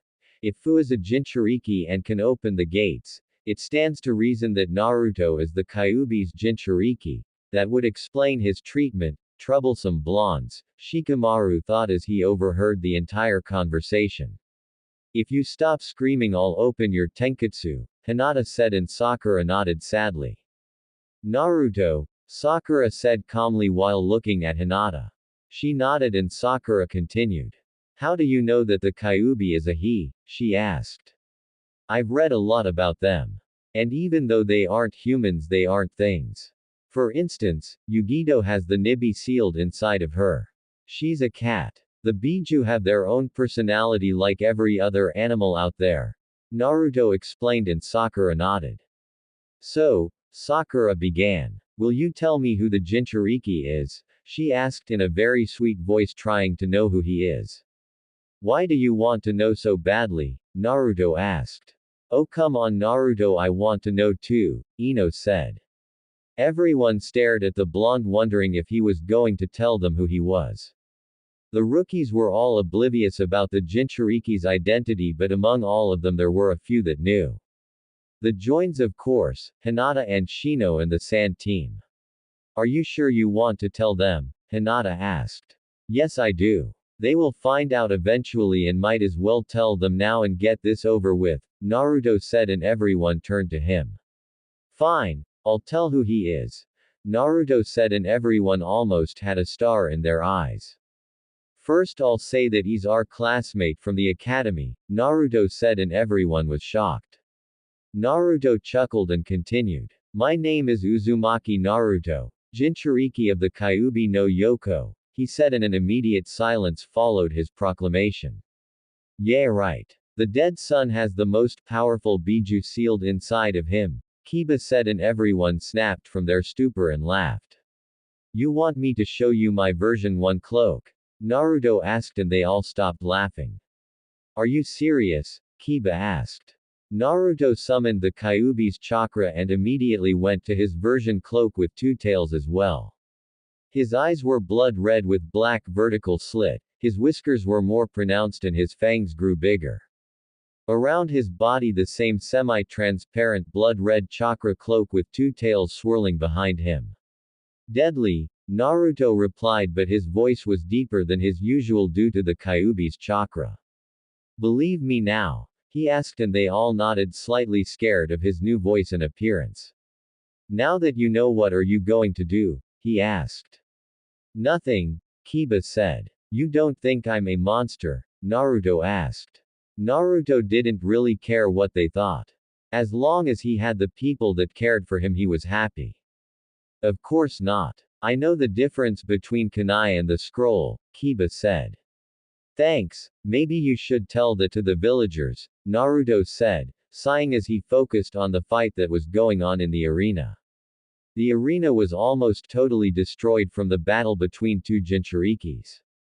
The arena was filled with water, and yet the earth was scorched from Yugito's flames. Both of them were showing symptoms of fatigue. Even though they had plenty of chakra, they didn't have the stamina to keep up. Kaiten. Aogukaku no Jutsu, Great Blue Fireball Technique, Yugito called out and sent a huge blue fireball towards Fu. The fireball was empowered by the Nib's chakra, giving a blue color and almost triple the power. Suiten. Daibikufu no Jutsu, Waterfall Vortex, Fu called out and water from the ground rose in front of her and formed a vortex of sorts. The water immediately blasted from the vortex and clashed with the fireball. The clash produced a big steam cloud that covered most of the arena. Yugito took this opportunity and channeled Nibi's chakra to her nails, increasing the length and resistance of them. As the steam cloud dispersed, she quickly dashed towards Fu. Fu didn't expect Yugito to come at her so soon and wasn't prepared for her slash with her fingernails. Fu received the full brunt force of the slash from both hands to her chest and right leg. She jumped back and clutched her chest. Her mesh armor managed to absorb most of the damage, but it still managed to cut her pretty deeply. Fu focused Chomei's chakra in her chest area and the wound immediately started to heal. A few seconds later there wasn't evidence of anything had even happened. Fu used Chomei's chakra and focused on her back. From her back emerged 2 wings and Fu started to lift off from the ground and flew in the air a few meters above the ground. Fu continued to dodge multiple fireballs and sent Yugito as she prepared her bugs to attack. Yugito quickly ran up the wall in the arena on all fours, much like a cat. Yugito propelled herself from the wall and tackled Fu while in the air. Yugito pinned Fu's legs and arms so she couldn't escape and stood above her as they plummeted towards the earth. Yugito focused chakra to her legs, and just as they were about to crash, Yugito jumped up, sending Fu to the ground even harder. Boom! The arena ground shook from the impact and a cloud of dust emerged. Yugito's cloak vanished and she was breathing a bit heavily, nothing that a bit of rest wouldn't solve. The dust started to clear to show Fu completely knocked out. Hayate approached Fu and, noticing she was unconscious, called the medics. Winner by knockout. Ni Yugito, Hayate said, and the crowd erupted in cheers. After all, the civilians can only watch genins fight, otherwise they wouldn't be able to keep up with the battle, and a battle like this is rare. That's my girl, Raikage said proudly that Yugito had won. Yugito was an orphan since her parents died when the Hachibi was accidentally unleashed, so the Raikage took her in and raised her like his own daughter. They both fought very well and both seemed to have good control over their power. I'd recommend both for Chunin, Kazekage said. Indeed, the Hokage agreed with both cages. Congrats Yugito, Naruto said, giving her a thumbs up. Thank you. It was a hard fight, Yugito replied. I sensed Kyuubi's chakra from down there. What were you doing? She asked. Just showing my friends my cloak, Naruto said like it was nothing. It will take a while for them to get used to me being a Jinchuriki, but I think they will warm up to me, he said as he looked at the smiling faces of his friends and surprisingly enough Sakura too. You told them you were a Jinchuriki? She asked, not believing her heart. Of course. I told them during your matches. I explained to them your two-tail cloak, Naruto explained. Why do you ask? He asked. Because you know very well how we are treated, and for you to publicly flaunt that you're a Jinchuriki is rather strange, Yugito said. B does the same. But I have people that care about me knowing what I am. Their opinion is the only thing that matters to me. The others I just shrugged off, and if they try anything they end up in the hospital with broken bones, Naruto said, and Yugito dumbly nodded. Nara Shikamaru and Sabaku no Tamari, please make your way towards the arena, Hayate called out. Canon style. What did you expect from Shikamaru? Naruto said. I guess, Ino replied. Because it would be too troublesome to explain, Naruto said, grinning, and a few snickered. If Sasuke doesn't arrive, he's going to be disqualified, Naruto said. I thought I took care of Kakashi's bad habits, Naruto said out loud. That was anticlimactic, the Hokage said, and he watched Shikamaru give up. Yes, but he displayed a very good tactical mind. As expected from a Nara, the Raikage thought. The Kazekage remained silent. Do you agree that he should be a Chunin? The Hokage asked, and they both nodded. The Chunin are leaders, and he displayed very good planning and remained calm even though he probably knew he wouldn't win, the Raikage said. Uzumaki Naruto and Uchiha Sasuke, please make your way towards the arena, Hayate called out. Looks like the Uchiha is no show, what a shame, the Raikage said. Yes, it looks like he will be disqualified, the Hokage said, getting ready to get up and disqualify him when the Kazekage interrupted him. Please wait for Hokage Dono. I wish to see the Uchiha fight with Uzumaki Naruto. Let's continue with the rest of the matches until he arrives, the Kazekage said. You do realize that if he isn't capable of respecting appointments, then he isn't Chunin material, the Hokage said. If I understand correctly, Hitaki Kakashi has the knack for arriving hours late to any appointment, and he's an elite Jonin, the Kazekage smugly said. The Hokage knew that the Kazekage had a point and there was nothing he could do to argue. As you wish, but if he isn't here when is his time, then he will be disqualified, the Hokage said. Of course, the Kazekage replied. The Hokage turned to his bodyguard and he went to Hayate and explained the situation. As Uchiha Sasuke has yet to show up, we will proceed with the matches, Hayate said. Sabaku no Gara and Sabaku no Kankuro, please proceed to the arena, Hayate called out. Proctor, I forfeit, Kankuro yelled from the balconies. Okay. Winner by forfeit. Sabaku no Gara, Hayate said. Uzumaki Naruto and Uchiha Sasuke, please make your way to the arena, Hayate called out. That was some time the Uchiha gained, the Raikage said chuckling. Then in the arena the wind started gathering and leaves started spinning. Everyone watched the scene unfold. A few seconds later Uchiha Sasuke appeared with Hatake Kakashi via leaf shunshin.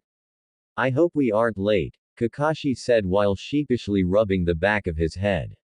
You arrived just in time, Hayate said. Name? He asked. Sasuke. Uchiha Sasuke, Sasuke replied in his almighty tone. Naruto was leaving the balcony towards the arena when Sakura called out. Naruto, she called, getting his attention. Please don't hurt him too much, she said. Naruto never in a million years expected her to say something like that to him. Don't worry, I won't use the Kyuubi if that's what you're saying. I prefer using my own power, he replied, but the worry face she had didn't change. I won't kill him, relax, he said, and she let out a breath she didn't even know she was holding. I was getting the impression you wouldn't come to Sasuke, Naruto said while approaching the three in the arena. Why wouldn't I come? I'm only fighting you, Sasuke said. I see your attitude hasn't changed, Naruto replied and turned towards Kakashi. I hope you didn't tell him about my bloodline, Naruto said, and Sasuke scowled. Don't worry, the only thing I told him is that he knows your bloodline as well as he knows his own, Kakashi said. Ah. The word play, Naruto said, chuckling, and got a confused face from Sasuke. You'll know soon enough, he said, and Kakashi left the arena. Uzumaki Naruto vs. Uchiha Sasuke ready, Hayate called out and both nodded. Hajime. Looks like the Uchiha arrived just in time, the Raikage commented. Indeed, the Hokage agreed. Let's see how much you grew, Sasuke-kun, the Kazekage thought. Let's see what your prodigy can do, the Raikage said. In fact, he was hoping that the Uchiha was humiliated. He read reports from his Genin team that the Uchiha thought he was almighty. Prodigy, the Hokage started getting the attention of both Kages. Nowadays, people throw that name around without knowing its true meaning. The true prodigies are Uzumaki Naruto and Hyuga Hinata, and I have high hopes for both of them, the Hokage said with a small smile. He never thought that his surrogate grandson would grow so much after a rough early life like he had. You sure are attached to that particular kid, the Raikage commented, narrowing his eyes at the blonde in the arena. That kid reminds me of someone, the Raikage thought. Something on your mind? The Hokage asked the Raikage. The blonde brat Uzumaki Naruto, he seems to remind me of someone. I just can't pinpoint it, the Raikage said. Who were his parents? He asked, and the Hokage and Jiraiya both stiffened. Should I tell him? The Hokage thought. Better not. I'll let Naruto choose when to reveal his true heritage, the Hokage concluded. I'm afraid even I don't know. He's an orphan from the Kyuubi attack, the Hokage replied. The Raikage looked carefully at the Hokage to spot any sign of lie but found none. It's a shame, the Raikage said, and both the Hokage and Jiraiya let out a breath of relief. Though the kid has style, to emulate the hairstyle of one of your founders Uchiha Madara, the Raikage commented, and the Hokage and Jiraiya were once again sweating bullets. How could the Raikage almost figure out his grandfather's identity? The Raikage wasn't as blunt as people said he was. That hairstyle is just to make it easier for him to use a couple of jutsus I taught him, Jiraiya said, trying to shift the Raikage's attention. Oh, found another Namikaze Minato, have you? He looks a lot like him actually, the Raikage said with his hand on his chin. Damn it, Jiraiya, you never know when to keep your mouth shut, the Hokage thought, glaring at his student, making him gulp. During this whole interaction the Kazekage aka Orochimaru was silent, hearing them talk and thinking about it. The brat actually looks a lot like him, the Kazekage thought. Orochimaru kept thinking about it when something clicked on his mind. Of course, Uzumaki Naruto, how could I have been so blind? There was only one Uzumaki in this village, Uzumaki Kushina, and everyone knew she was involved with Minato. That also explains why Minato sealed the Kyuubi inside the brat. He used his own son. The Raikage isn't all muscle as I thought, Orochimaru thought, chuckling in his mind. Are you planning on taking another apprentice? The Raikage asked, breaking the thought of Orochimaru. Maybe, but I don't stay in the village much time. It's a shame I won't be able to pass my Toad contract to him, Jiraiya said, wondering if the Toad contract would die with him. Oh, which contract does he have? The Raikage asked curiously. Should I tell them? It would only strengthen Konoha if the enemies knew of another contract, Jiraiya thought before replying. He has the Fox contract, Jiraiya said. What? There is no Fox contract, the Raikage stated. I didn't know it existed too, but there is one. He's the first Fox summoner ever. Apparently the Kyuubi took a liking in him, Jiraiya explained. A major threat indeed, Orochimaru thought as he planned a way to get rid of the brat. Looks like they are starting, the Hokage said before the Raikage could reply, and all shifted their attention towards the arena. Kakashi-sensei, Sakura called out. Yo, he replied. Cutting it a little close, weren't you? Asuma said. Training to the last minute and arriving late, you never change, Asuma said. I was going to arrive on time, but a black cat crossed my path and we had to walk the way around him, Kakashi said, rubbing the back of his head and laughing. Geez, Sakura said. I bet Sasuke-kun is way stronger now, she said. I trained him to my best extent during this month, but I don't think he stands a chance against Naruto, Kakashi said, much to the shock of a few genin. But Naruto was the dead last during the whole academy time. He just got lucky in the final exam. I don't understand, Ino said. Kakashi looked at her as if she grew a second head. Didn't you see what he did in the preliminaries? He asked rhetorically. It's true, Sakura said. Kakashi's eyes widened to the size of dinner plates when he heard Sasuke's #1 fan girl agreeing that Sasuke doesn't stand a chance. Sasuke fought Lee before the first stage and even with his Sharingan he was defeated, and yet Naruto won and he didn't use the Kyuubi's power, Sakura said. How do you know about that? Kakashi asked, slightly surprised. He told us while Yugito was fighting against Fu, Sakura explained. Kakashi was surprised that Naruto would publicly announce he's a Jinchuriki, but he must have figured it would be public knowledge any day now. Never thought I would see another one, much less C5 here, Zabuza said. What do you mean 5? Sakura asked. You don't know. Well, there is Naruto, of course, Yugito, Fu, Kumo's Jonin sensei, and finally that sand brat Gaara, Zabuza explained. Gaara is one also? Sakura asked, not believing her heart. Yes, I believe he has the Ikibi, also known as Shukaku, Kakashi explained. That's why he's so strong, Sakura said in wow. She went from not knowing what Jinchuriki were to knowing 5 of them. You're wrong, Sakura, Kakashi said, getting her attention. Gaara is strong on his own. He doesn't need his demon to be strong. In fact, I believe he might be better without it, Kakashi said. What do you mean? Sakura asked. Each Biju is their own personality and personal preferences.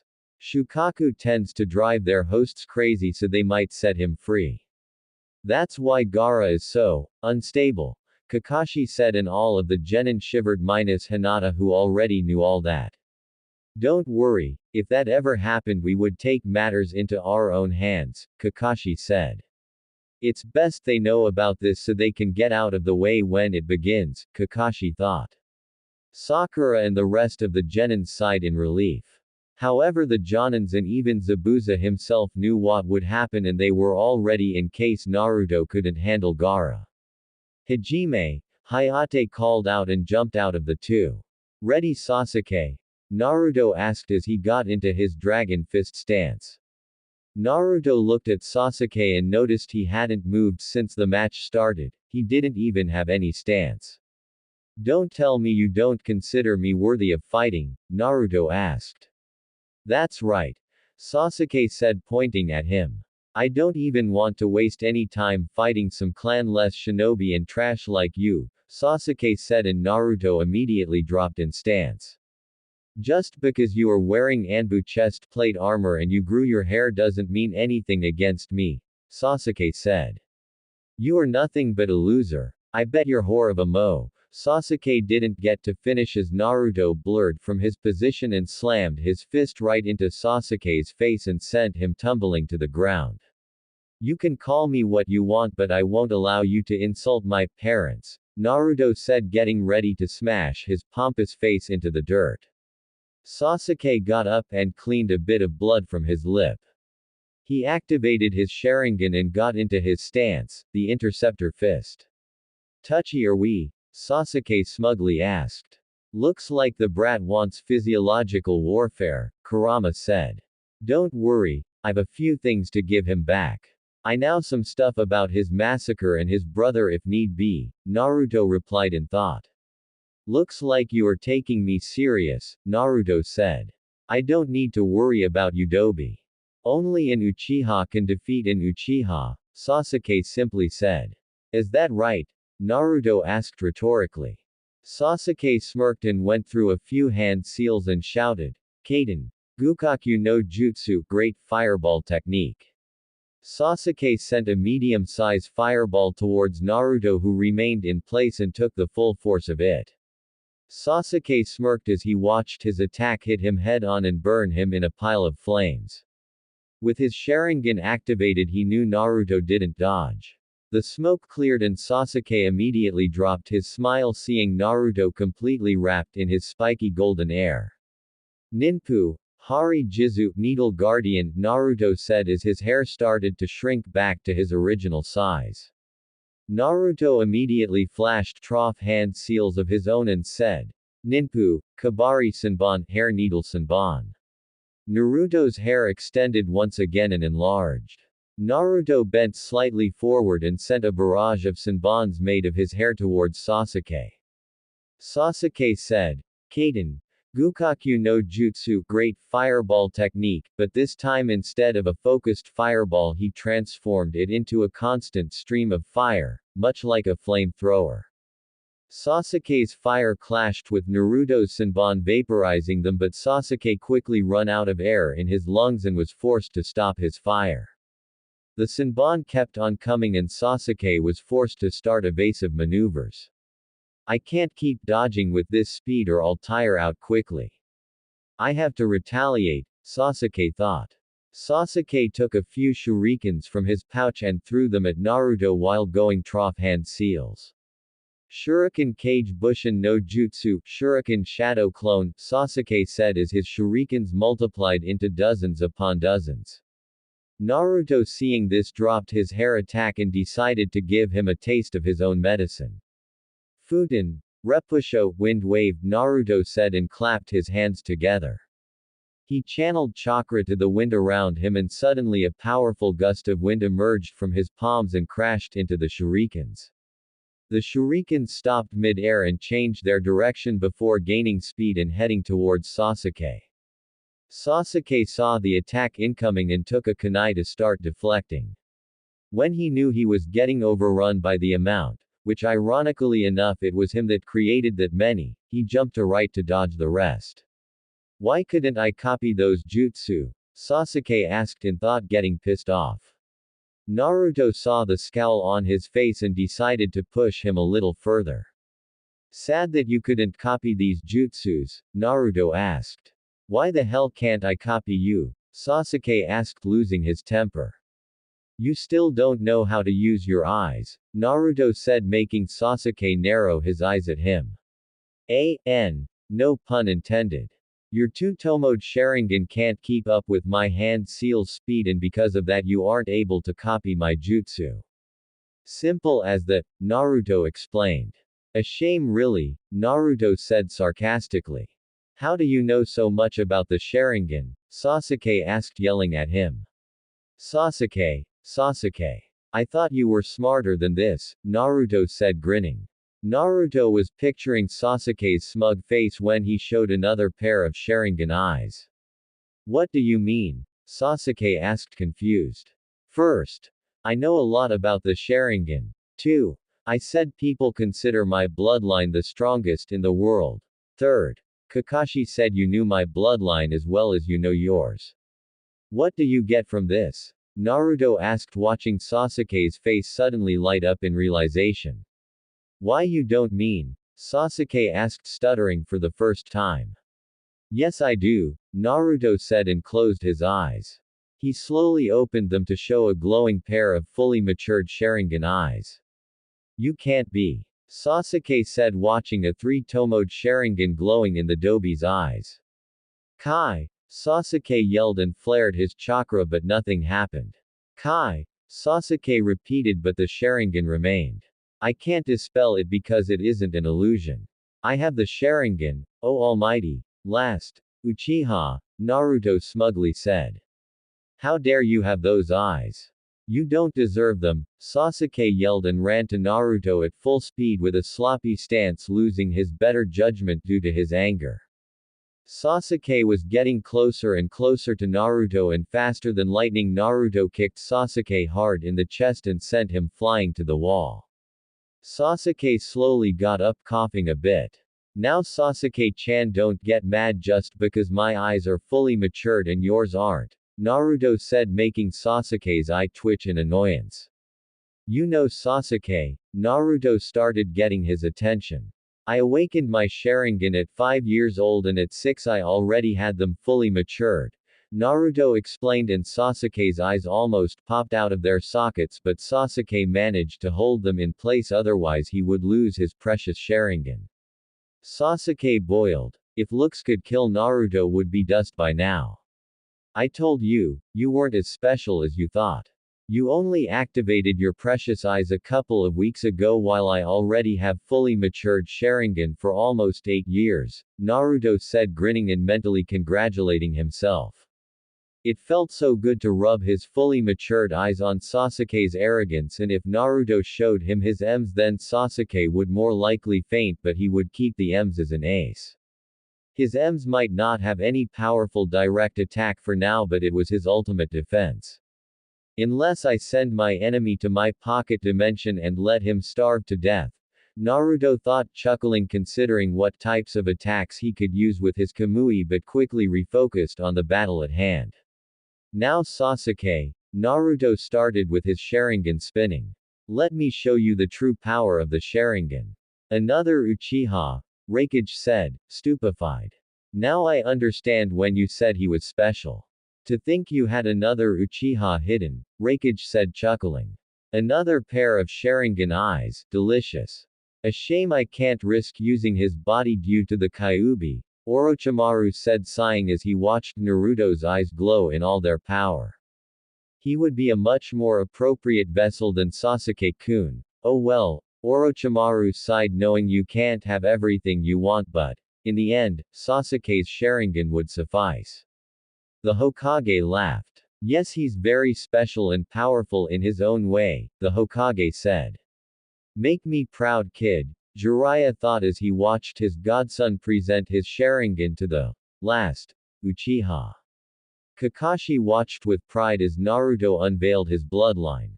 The Sharingan, it's said to be the most powerful bloodline of all, capable of seeing chakra, copying any taijutsu, ninjutsu, genjutsu, and giving the user the ability to cast genjutsu with their eyes. But that doesn't even scratch the bottom of the Sharingan's true power, Kakashi thought as he remembered when Naruto told him about his eternal Mangekyo Sharingan. Kakashi frowned when he noticed how Sasuke didn't keep his head cool, but then again when it's something related to his clan, Kakashi knew Sasuke would snap.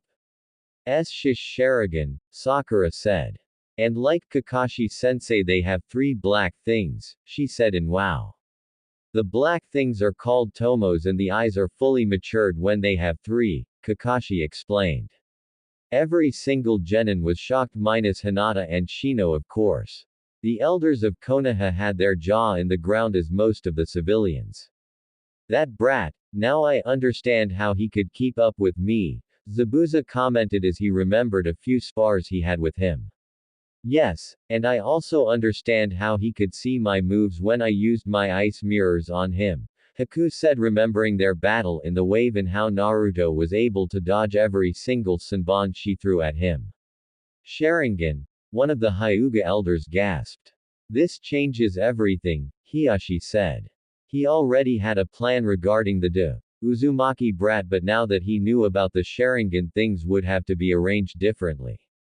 Yash, the flames of youth shine brightly on Naruto-kun, Lee yelled. Yes Lee, and to keep our own flames we shall do 1,000 laps around Konoha, Guy said. Guy sensei. Lee. Guy sensei. Lee. Oh, for Kami's sake stop that, Tenten said as she rained kunais and shurikens on them.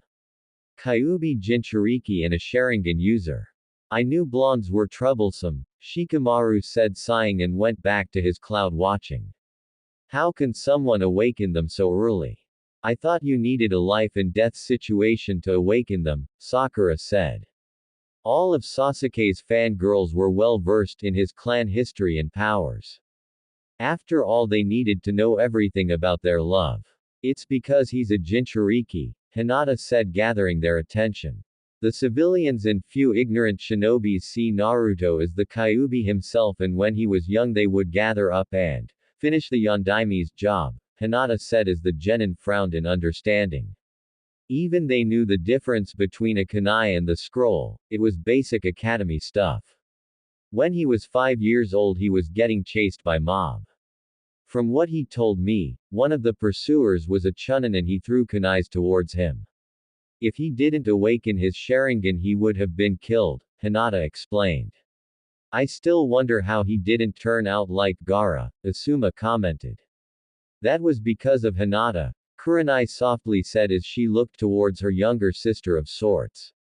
Me? Hinata asked, confused. Yes, you gave him the thing he needed most. Love, Kurenai softly said, proud of Hinata. But Naruto-kun is lots of people that like him, Hinata said, not quite understanding what Kurenai meant. True. He has the Hokage, Iruka, Tsuki and Ayame, his pervert of a godfather and Kakashi to some degree, Kurenai said, and Kakashi's sweat dropped. However, you provided him with real, unconditional love. You were his first friend, his best friend and then his girlfriend. You were there when he was called monster and thrown out of stores, you were there when he walked alone trough the streets, and you there when he was feeling lonely and lost, Kurenai said, and a few fangirls fawned over the dedication, making Hinata slightly blush. When Kakashi heard that he started giggling like a perverted fanboy until he heard Megan, damnation of the pervert, and instantly Kakashi's world vanished and was replaced with a fiery pit where Kurenai was slowly burning each of Kakashi's Ika books, one at a time. Oh my precious, Kakashi yelled, crying anime tears. What's wrong with Kakashi-sensei? Sakura asked as she watched Kakashi drool on the floor yelling random phrases. Just introducing Kakashi to a personal genjutsu, Kurenai said in a very sweet voice that even Sakura, who would most likely safe from her wrath, felt a small shiver. Kurenai broke the genjutsu and Kakashi slowly rose, glaring at Kurenai while hugging his dear book as if he would slip right through his fingers. He rapidly regained his sense. Do you see now why I said Sasuke would lose? Kakashi asked and Sakura sadly nodded. After finding out Naruto was a Jinchuriki and knowing the life he lived, she was feeling bad for treating him badly. Go Sasuke-kun, Sakura yelled for the balcony, cheering for her favorite emo. I guess some habits die hard, Kakashi thought in amusement as he watched the battle unfold at the arena. Naruto and Sasuke were engaged in a brutal display of taijutsu. There was finesse in their style. Each punch, each kick they threw was meant to break bones or at least give the adversary a fair amount of damage and pain. They jumped back from each other. Naruto was pretty much untouched except for a bit of dust. Sasuke on the other hand was supporting scrapes, bruises and a cracked rib. He's as fast as Lee with his weights, Naruto thought. Damn that loser, how does he dare to stand against me, and Uchiha, Sasuke thought. I have enough of this, it's time I show the difference between the original and a copy, Sasuke snarled at the blonde who raised an eyebrow. I guess he really doesn't know about the pure blood Uchihas. Ironic that he called me a copy, Naruto thought, chuckling. Come Sasuke, let me show how to use the Sharingan. Naruto and both dashed towards each other. Let's see how he deals with this, Naruto said in thought, and his Sharingan started glowing. Both arrived next to each other and Naruto threw a right hook and it landed perfectly on Sasuke's jaw. Naruto dodged a retaliatory punch before Naruto sent another punch to the cracked rib, making him wince in pain. Taking advantage of his moment of pain, Naruto threw a set of quick punches to his face and stomach and upper thighs.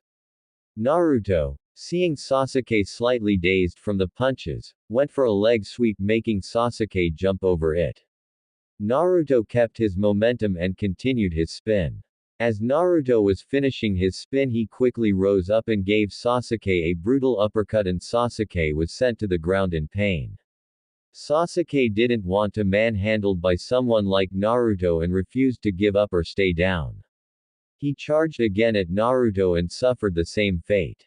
Sasuke threw a punch. Naruto sidestepped at the last second and gave him an elbow to his back that made Sasuke fall to the ground as he lost his balance. How are you doing this? Sasuke yelled out. He couldn't understand what was happening. Until moments ago their taijutsu battle was about even, with Sasuke managing to evade almost all of his attacks. He would never admit that Naruto was better than him.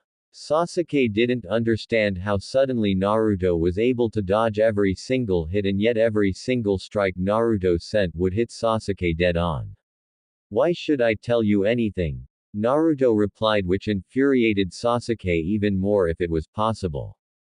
Sasuke once again ran towards Naruto, hopping to put the blonde in its proper place. What's happening? Naruto suddenly started dominating the battle. Ino yelled, not believing her precious Sasuke-kun would get transformed into a punching bag. Kakashi was also intrigued to what was happening, and he would bet that everyone watching the fight was wondering the same. How could a taijutsu battle become so one-sided so suddenly? Kakashi kept muzzling his head, trying to figure it out when he saw Hinata smiling. You know what's happening, don't you? Kakashi asked Hinata, giving his traditional eye smile. Of course I know. He used the same strategy against me a couple of times, Hinata explained. Then you wouldn't mind explaining what exactly Naruto is doing? Kakashi asked. Use your Sharingan and watch the battle carefully, Hinata said, and Kakashi shrugged his shoulders and did what she said. Kakashi lifted his headband to show his own fully matured Sharingan. It took him a couple of minutes until he noticed it, but he was capable of figuring it out. That's ingenious, Kakashi said, wondering how anyone never thought of that. Looks like you figured it out, Hinata said. What? Tell us what's happening, Sakura said. Kakashi turned to her and noticed that everyone was staring at him and waiting for an answer. He sweat dropped before beginning. The concept is rather simple to understand, however, to actually use it in combat would be more tricky. One of the Sharingan's powers is the ability to cast genjutsu when the enemy crosses eyes with the Sharingan user. Kakashi started as everyone nodded, focusing on his explanation. What Naruto is doing is placing various small genjutsu every time they exchange blows. Naruto is making Sasuke see false attacks or even hide his attacks, making Sasuke blind to Naruto's real movements. For instance, Naruto made Sasuke see a right hook when in fact it was a left hook, making Sasuke completely exposed. Another example is making Sasuke see that Naruto is on the defensive when in fact he is preparing to throw a kick, Kakashi explained as best as he could.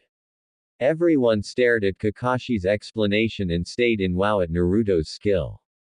Even Kurenai herself, a genjutsu master, didn't think of that, and, even if she did, she wouldn't be able to use it in combat because the only way to induce a genjutsu without hand seals is with a dojutsu, which Kurenai wasn't gifted with. You are right, that's ingenious, the kid is a genius. I wonder why he never told me about that. Kurenai pointed out and Kakashi chuckled. There is a reason why we say to never gaze into the eyes of an Uchiha, Kakashi said chuckling. Maybe I should try it too, Kakashi thought. Of course he would ask for Naruto's permission to use it. I wonder what name I would call this variant. Maybe Illusion Fist. Yeah, that's a good name, Kakashi thought. Kakashi-sensei, Sakura called out, drawing him out of his thoughts. I thought the Sharingan was able to see Trough Genjutsu, Sakura stated confused. It can since I found out what was happening, but if look at Sasuke, Kakashi said pointing to the field, you would notice that his attacking blindly.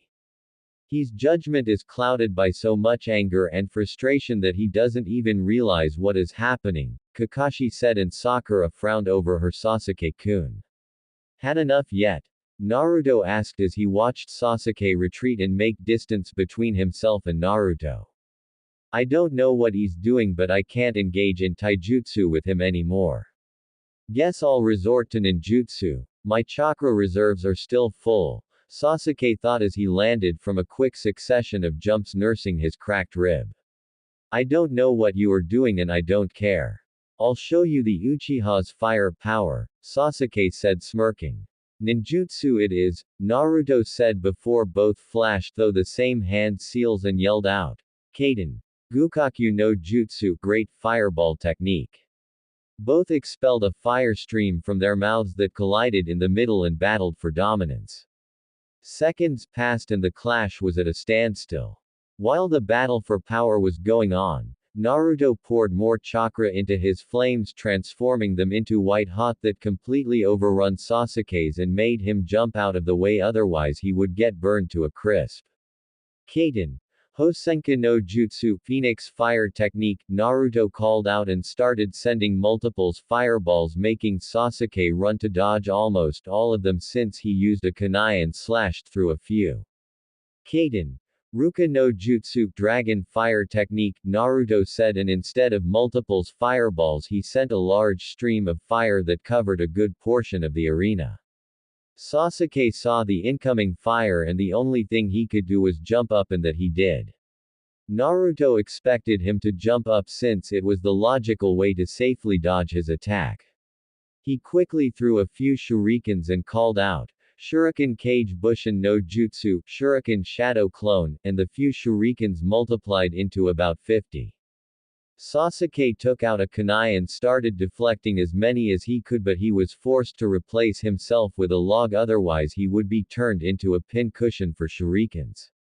Kage Bushin no Jutsu, Shadow Clone, Naruto called out and a single clone poofed into existence. They both were standing to each other before calling their techniques. Futen. Kami no Uzu, Wind Style. Divine Vortex. Naruto's shadow clone called out and created a vortex of wind in front of him that blasted towards Sasuke. Kaden. Ruka no Jutsu, Dragon Fire Technique, Naruto called out and released a fire stream that combined with the wind's vortex. Fire-Wind Collaboration Jutsu. Divine Blazing Vortex, they both said at the same time. An enormous vortex of hot flames burned his way to Sasuke fast. Sasuke dodged to the side but still got scorched in his right arm. The vortex continued its path and drilled a good hole in the arena wall before stopping. How can he have so much chakra to throw around jutsus like nothing? Sasuke thought as he analyzed the blazing inferno that Naruto just unleashed. Such control over the fire element, the Kazekage said. As expected from members of the Uchiha clan, the Raikage agreed. Yes, they do have rather good control over it, however it isn't Naruto's primary affinity, the Hokage explained. Oh? The Raikage asked surprised. All members of the Uchiha had a rather high affinity towards fire. And what would be his primary one? He asked. Lightning, and he's rather good with it, the Hokage commented. Raikage raised an eyebrow. After all, lightning attacks were his village's strength. Let's see what he has then, the Raikage said as he turned his attention towards the arena. So he's skilled in lightning, let's see, Darui thought. Darui is the only person in his village to wield the legendary Black Lightning that was taught to him by the Sandaime Raikage and the Yondaime Raikage's father.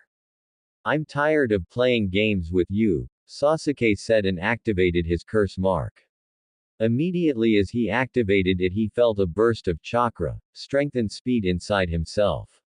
As the black marks started spreading through his skin covering almost all of his body, he felt like he could take on the world. With this power I'll grind you to dust, Sasuke said, laughing like a crazy bastard that he is.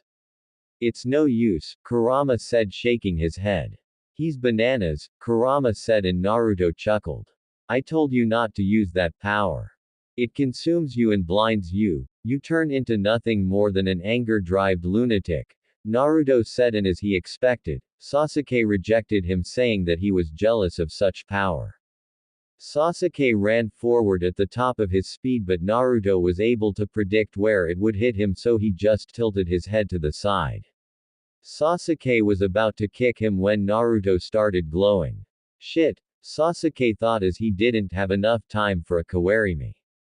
Sasuke just jumped back as far as he could and coiled himself with his arms in front of his face, bracing himself.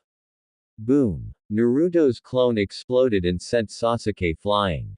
Sasuke didn't receive much damage but for a bit of scorched skin. His curse mark and quick reflexes allowed him to block the attack with little to no damage at all. I should have known he knew that variant of his shadow clone jutsu, Sasuke thought, smacking himself for not realizing it. Sasuke was watching Naruto very carefully for any types of move when Naruto suddenly poofed in smoke, revealing it to be a Kage Bushin. Right. Left. Up. Sasuke thought as he searched for said blonde and jumped back just in time to avoid Naruto's hand popping from the ground. You really think I would fall for that? Kakashi-sensei used that during our Genin test, Sasuke explained, but Naruto didn't say anything. Both just stared at each other, plotting their next move. Raiden Reikochu, Flash Pillar, Naruto said as flashed through hand seals. Just as finished, a very bright light emerged from his hand, blinding Sasuke, who didn't move an inch from his spot, still eyeing Naruto. Sasuke quickly flared his chakra, breaking the genjutsu in an instant. Genjutsu doesn't work against me, Sasuke boasted about his Sharingan. His curse mark kit, Kurama said, snapping Naruto from his thoughts. The curse mark put his chakra in constant fluctuation. Only a very powerful genjutsu would be able to affect him while the mark is active, Kurama explained, and Naruto nodded. Let's try this, Naruto said and eyed Sasuke eyes. Kokuangyu no Jutsu, Bringer of Darkness, Naruto said, and Sasuke's world went black. Sasuke found himself in a dark place. Sasuke couldn't even see his own hands in front of him. It was pure blindness, the biggest fear of Dujutsu users. Kai, Sasuke said, but the technique didn't even waver. Sasuke tried once more, but it failed. Sasuke got pissed and flared as much chakra as he could, and his curse mark glowed. On the third try, Sasuke unleashed a pulse of chakra that cracked the floor and broke his illusion. Sasuke was left panting after releasing that amount of chakra. You are right, Kurama. He even broke an A-rank genjutsu, Naruto said to Kurama. After all, the snake's gifts were useful to something. I told you. Genjutsu is useless against me, Sasuke said, smirking as he popped a soldier pill to regain some chakra. What to do? Naruto mused in thought. He couldn't pull his big weapons, otherwise he might accidentally kill the Sasuke. Something unpredictable, Naruto thought as he chose what he was going to do against him. The Hyugas will have a field day after this. I pity the old man, Naruto chuckled and thought. Naruto raised his right arm facing Sasuke, who raised an eyebrow in confusion. Naruto smiled and said, Hake Kusho, air palm. Naruto channeled chakra to his arm and sent an air palm towards Sasuke, who would never expect a Hyuga attack from him, and got hit right in the chest. Naruto's unpredictable attack finally broke Sasuke's cracked rib and made him choke a bit of blood, but he wouldn't surrender just because of that. He channeled more chakra to the curse mark, trying to get as much as he could. Sasuke disappeared from view and appeared right in front of Naruto. Sasuke sent a kick to his chest but is surprised when the kick was blocked. Sasuke saw Naruto smiling just before he started spinning in a blue dome of chakra. Kaiten, Naruto said as he spinned, blocking Sasuke's kick and sending him flying to the wall. Sasuke should have expected that after seeing Naruto using the air palm, but apparently his arrogance knows no boundaries. Enough! Sasuke roared as pushed as much chakra as he could towards his curse seal, making it completely cover his body. Sasuke dashed forward towards Naruto with tremendous speed. Naruto's eyes widened and he brought his hand just in time to block a straight punch to his face that would mostly likely hurt quite a bit. Man, he picked up speed. I may need to disable my gravity seals, or, Naruto thought as he dodged another fast kick from Sasuke. Chidori Nagashi, Chidori current, Naruto called out, and his body was enveloped by an electric flow that sparked in every direction. As soon as Naruto unleashed the lightning jutsu, Sasuke was shocked and thrown backwards and left twitching. Damn it. I can't fight in close quarters with him, and he didn't use hand seals for that jutsu, so I can't copy it. Damn that loser, Sasuke thought as he planned another way to approach the blonde without coming in contact with his defensive electric coat. I've never seen that one, Hinata said as she activated her Byakugan and watched in wow as the electricity danced and flowed around his body, almost making a protective layer around him. Neither did I. It seems to be derived from my Chidori, Kakashi commented as he watched his brother with pride. You taught him the Chidori? Guy asked, surprised. No, he copied it during a mission and asked me for permission to use it. Since he had the Sharingan and lightning affinity, I didn't see why not, and besides he taught me his own creation, the Kirin Jutsu, Kakashi stated with pride in his little brother. What? He taught you that jutsu? Kiba blurted out. He remembered very well the power of that jutsu as it was imprinted very well in his memory.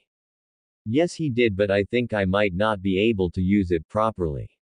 I still can't gather the energy in the atmosphere and hold it without dispersing, Kakashi explained in a bit of shame. I need to train my lightning affinity further if I want to be able to use that jutsu, he summarized, sighing. Thank God for that, Zabuza said, chuckling. Damn you, Hiyashi, one of the elders said. Did you see what you have done? You expelled your daughter instead of sending her to the branch family, and now an outsider knows our clan's best techniques, he said, glaring at the clan head. If I'm not mistaken, you agreed and even pushed for her removal from the clan, Hiyashi calmly replied, and the elders scowled. It matters not now. We must find a way to make sure they don't spread out our techniques, one of the elders said. Well, there you go. A defensive lightning jutsu, the Hokage said, smiling. The Raikage wasn't as happy with the events as he watched him very carefully. That brat, that looks like a bastard version of my lightning armor, the Raikage thought as he analyzed his jutsu to minute detail. He might be able to complete it, at least I'll have another adversary for my speed, the Raikage thought, chuckling. The Raikage was Kumo's most powerful shinobi, and it was a shame he didn't have anyone to compete with. Every single shinobi under his command didn't match up to him. Only his brother Killer Bee stood a chance, and that was because he had the full power of the Hachibi behind him. That's a rather good defensive jutsu. It may not defend against attacks per se, but at least it prevents anyone from coming close to the user, Darui explained as he watched Naruto in a new light. Yes, the Raikage agreed. It looks like you were right, Hokage Dono. He's skilled in lightning jutsus and apparently he can use some Hyuga's moves, the Raikage commented, and the Hokage nodded his head. You forget that Hyuga Hinata is his girlfriend. He was bound to learn her techniques since she isn't tied to the clan, the Hokage explained. That brat, I wonder what more he can do. Maybe I can convince him to join my village, Orochimaru thought. Yes, let's see what more he can do. You intrigue me to no end, Orochimaru thought, salivating and licking his lips in anticipation. How are you so strong, Naruto? Sasuke asked, finally realizing that the loser in front of him wasn't so weak as he expected. How did that happen? I trained myself to the brink of exhaustion every single day. I hated him, despised him as much as I could. How can that doby be more powerful than me? Sasuke cursed in his thought as he took a few deep breaths to calm himself down. You don't even belong to the Uchiha clan, Sasuke said. Thank God for that, Naruto quickly replied. What? Sasuke asked, confused. I awakened my Sharingan at 5 years old, Sasuke, and it was my choice not to go to the Uchiha clan. And I'm glad that I didn't, otherwise I might be 7 feet under right now, Naruto said, shivering at the thought as many in the crowd did. Then help me, Sasuke said, swallowing his pride. He would never ask anyone for help, but a fellow Sharingan user could be of help to him, nothing more. I don't follow, Naruto said, confused to what exactly Sasuke wanted. Help me kill my brother and avenge our family, and let's start the Uchiha clan once again, Sasuke said to the blonde. No. Don't mix me up with the Uchiha clan and your little vendetta, I have nothing to do with it. My father never belonged to the clan and neither will I. The Uchihas were a bunch of power-arrogant fools who did anything for power, and they felt like gods themselves just because of these precious eyes, Naruto said. Naruto remembered very well the Uchihas when they were alive and kicking. They all thought that the rest of the shinobis were below them, and it wouldn't surprise him if that was their demise. Sasuke seethed his teeth and wanted to argue, but he couldn't really do much. It's true his clan wanted power, and it was true that everyone else was below them. Sasuke kept cursing the blonde's existence until something clicked on his mind. Wait, you said that your father wasn't an Uchiha? Sasuke asked. That's right. My father lived in the village since he was 5 years and he never belonged to the Uchiha clan, Naruto said, much to the shock of young Sasuke. My father always hid his Sharingan with a genjutsu, much like I did for the last 8 years or so, Naruto explained.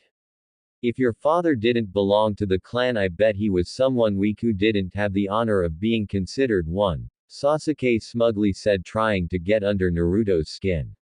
Kakashi himself in the stands wanted to go to the arena and shove a raikiri into Sasuke's for disrespecting his sensei. My father was hero that lost his life during the Kyuubi's attack, so don't disrespect him, Sasuke, Naruto said seriously. Everyone in the stands could feel the tension rising between both of them and wondered if they would both come out alive.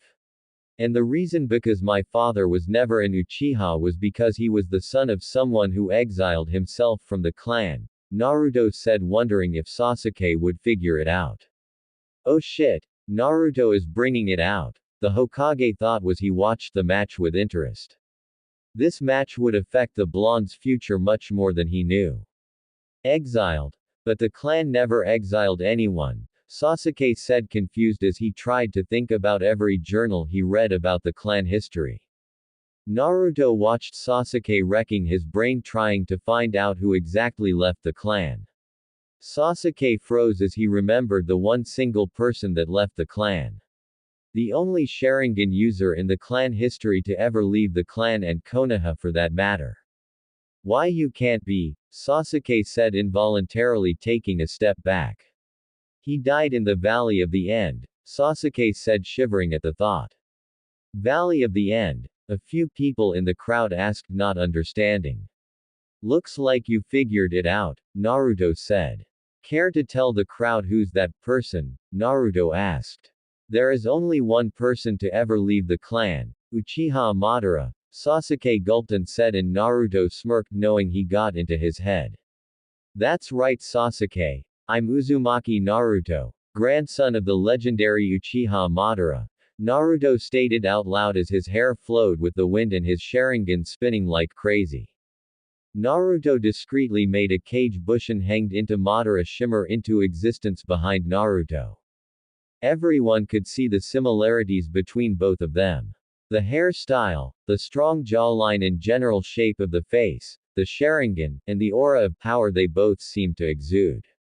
Poor Sasuke didn't know what to think of the supposed dobe and dead last of the academy. He was the grandson of the most powerful Uchiha to live. What? The Kazekage aka Orochimaru yelled out from the balcony, jumping from his seat as he stared at the blonde. Careful Orochimaru, or you might blow your cover, the Hokage said in his thought. Your lust for power and immortality will be your downfall. Unbelievable. To think Madara would have a son and later on a grandson, the Raikage commented. Wait a minute, the Raikage thought as he looked towards the unsurprised Hokage and Jiraiya. You said his hair looked like Madara's. You didn't know how right you were, Darui said, lightly chuckling. You knew about this, didn't you? The Raikage asked, almost rhetorically, looking towards the Hokage and Jiraiya.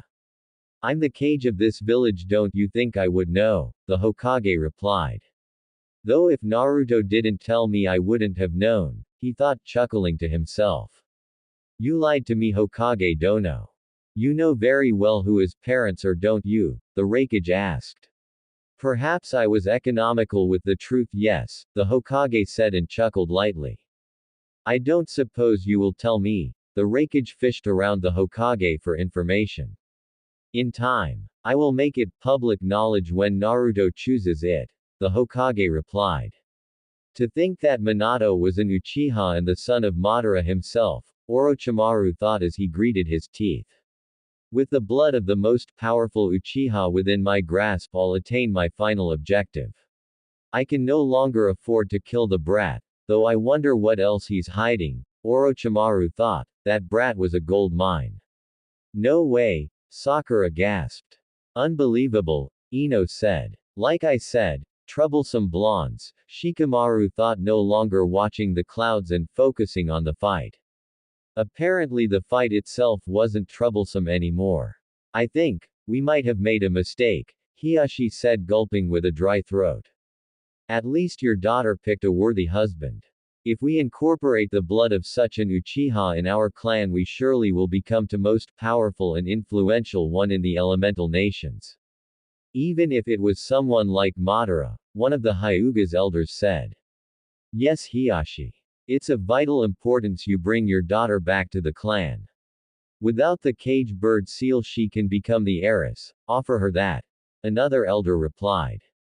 Do I mean anything other than a powerful heiress? Do they even care about me? Or do they only care about the power of the clan? Hanabi asked with her head lowered as she overheard the elders speaking. That brat, Asuma said, chuckling. Kurenai-sensei, Sakura called out, getting her attention. Did you know he was Madara's grandson? She asked. No, Sakura, I didn't know, Kurenai replied and turned towards Hinata. Did you know Hinata? Kurenai asked. Of course, Kurenai-sensei. We know everything about each other, Hinata replied, and Kakashi broke out in a fit of giggles, but a glare from Kurenai silenced him quickly enough. I think only the Hokage, Jiraiya, Kakashi and I know about his true heritage, Hinata explained. Jiraiya? Sakura asked. Jiraiya the Toad Sage is his godfather, Hinata replied, and Sakura's jaw hit the floor. Is he related to any other powerful shinobi? Sakura asked, not believing the so-called Dobe was the grandson of one of the most powerful shinobi to ever live and the godson one of the Sanins. If only you knew, Hinata replied in thought. In time he will reveal himself to the world, Hinata replied. Poor Uchiha, Zabuza said, chuckling, and many agreed. It looked like Sasuke's fate was sealed. Sasuke broke from his thoughts. He wouldn't let him have his way with him. I don't care who you are, I'll defeat you right here, Sasuke spat. You are a hypocrite, Sasuke. You say you don't care who I am and yet you boast about being an Uchiha, Naruto said, and both prepared to end their battle. Shut up, Sasuke yelled out with his curse mark flaring even more. I'm ending this right now, Sasuke said. Ox right pointing arrow rabbit right pointing arrow monkey right pointing arrow dragon right pointing arrow rat right pointing arrow bird right pointing arrow ox right pointing arrow snake right pointing arrow dog right pointing arrow tiger right pointing arrow monkey. Sasuke went through the hand seals and placed his hand down with his other gripping the wrist. Lightning could be seen forming in his palm. Suddenly the lightning chakra spiked and sounded like 1,000 birds chirping. Wow, so that's the Chidori, Sakura said in awe. That's the power of the Uchiha clan, Sakura said entering her usual fangirl style. So you taught him the Chidori? Guy asked. Yes. Sasuke is very similar to me and Naruto himself. They both have the Sharingan and both have lightning affinities, Kakashi explained. You don't seem worried Kakashi-sensei, Ino said. That's because Naruto also knows that technique. The jutsu he used earlier was based on that one but I don't know if he's going to use it or anything else, Kakashi explained.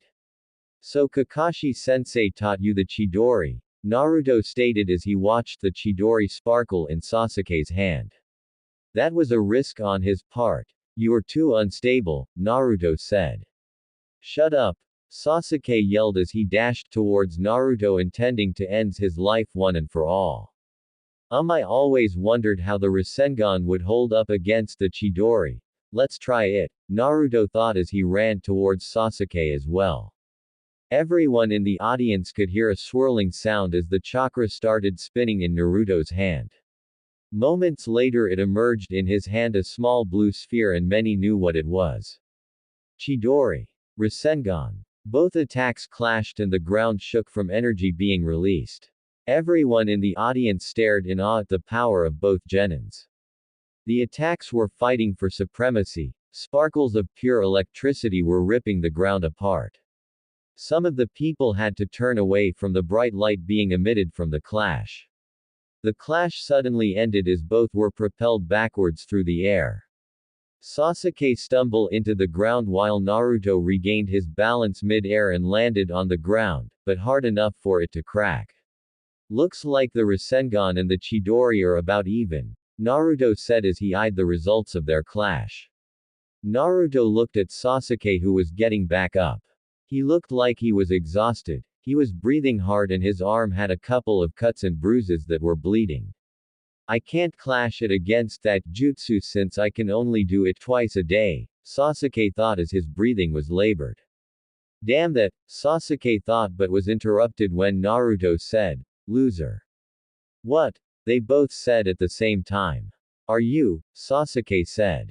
Reading my mind. Naruto completed and Sasuke watched Naruto's Sharingan glow and start spinning. I've looked into your future and its defeat, Naruto said making Sasuke boil. Sasuke flashed through the same hand seals completely discarding the fact he could only do it one more time. Looks like it will be his last attack, his chakra reserves are almost empty, Naruto thought as he watched Sasuke with his Sharingan. Both ran forward intending to clash one final time however Naruto had a different idea. To any other spectator the clash that was about to ensue was pretty much like the previous with Sasuke wielding a Chidori and Naruto a Rasengan. However the moment they were about to clash Naruto activated his EMS, without letting Sasuke see it otherwise he would fuss about it, and phased right through Sasuke who still had his Chidori active. What the hell is he? Were Sasuke's thoughts as he watched Naruto pass right through him with his Chidori activated. It's like Naruto turned into water and Sasuke flew right through it. The moment they separated Naruto quickly turned back and slammed his Rasengan into Sasuke's back and he was sent flying into the wall and ended in the ground barely awake. Cough how cough can you be so cough strong? Sasuke barely asked as he noticed the blonde approaching him. Because I fight to protect. I know what you fight for Sasuke, Naruto said pausing. You fight for vengeance and you train in order to be strong enough to kill your brother, Naruto said and watched Sasuke glaring at him before continuing. But, if you want to truly be strong then train, fight and die for your precious people. Drop your attitude and find someone to care for, and then your true strength will be revealed. Naruto concluded and watched Sasuke close his eyes and embrace the sweet unconsciousness. Hayate quickly hurried towards Sasuke and poked him with a stick. Sasuke made no sound as he was completely out. Medics! Hayate yelled, and immediately a couple of medics entered the arena and placed Sasuke in a stretcher to be brought to the infirmary. Winner by knockout. Uzumaki Naruto, Hayate called out, smiling at the blonde brat. He never liked the Uchiha much. Hayate declared the winner and an intense silence followed afterwards. Not even birds could be heard as Sasuke was being carried to the infirmary. Naruto left the arena and was walking towards the balcony when crowd suddenly erupted in cheers, bringing a small smile to our blonde. There will a 30-minute break until the next round begins, Hayate explained. The will of fire burns brightly in him. I only wished you were here to see him. Minato, the Hokage, sadly thought. Well, I did teach him a few things, Jiraiya said, chuckling a bit nervously and rubbing the back of his head. To see a genin using that jutsu, amazing, the Kazekage commented. That Orochimaru must be interested in Naruto since he has the Sharingan as well, so much greed, the Hokage thought in shame. Your thoughts on the match and the promotions, the Hokage said. Naruto easily deserves Chunin rank. He stayed calm and came up with different strategies to counter the opponent's strengths. Besides, he's strong on his own, the Raikage said, and the Kazekage agreed with the Raikage's reasoning. Chunin it is. What about Sasuke? The Hokage asked. He doesn't deserve the Chunin rank. Even though he has the strength, he was unable to keep his head cool, and I seem to agree with the Uzumaki. He seems a bit unstable, the Kazekage explained. If Sasuke believes the village is holding him back, it will be another reason for him to join me, Orochimaru thought. I agree. Even though there were some revelations, he should had tried to keep his head calm and focused. The Raikage agreed, eyeing the Hokage and Jiraiya. It's decided then, the Hokage said. I didn't know Naruto was that talented, Izumo said. Yes, who would think the brat that we used to see being chased by Anbu was that good, Kotetsu said. At his rate he will be Junin before us, Izumo said, chuckling. Everyone watched the blonde making his way up the stands as he approached his fellow friends and senseis. Naruto realized that they were all staring at him and asked, Is there something on my face? Is that all you have to say after what you told everyone? Ino screeched out. It was a secret for a reason and you now know. What's the big deal? Naruto said, shrugging them off. Big deal. You the grandson of Uchiha Madara and you have a Sharingan, Ino stated out loud, having her arms. Yeah, so. I had to work hard to be this strong. The Sharingan helped, but I had to train as well, Naruto said. And besides, having a strong family doesn't make you strong, Naruto explained. Congratulations Naruto-kun, Hinata said and pecked his cheek, making him rub the back of his head. Thanks Hinata-chan, Naruto replied, hugging her. Keep up the good work, brat. I've already made good money with you, Zabuza said, grinning. Were the odds against me that bad? He asked. 20-1. Everyone came here to see the Uchiha win, Zabuza said, laughing at crowd until he realized something. Well, the Uchiha did win, Zabuza said, pointing to him. At least now everyone knows and I don't have to hide it anymore, Naruto said. Thank you Naruto, Sakura said.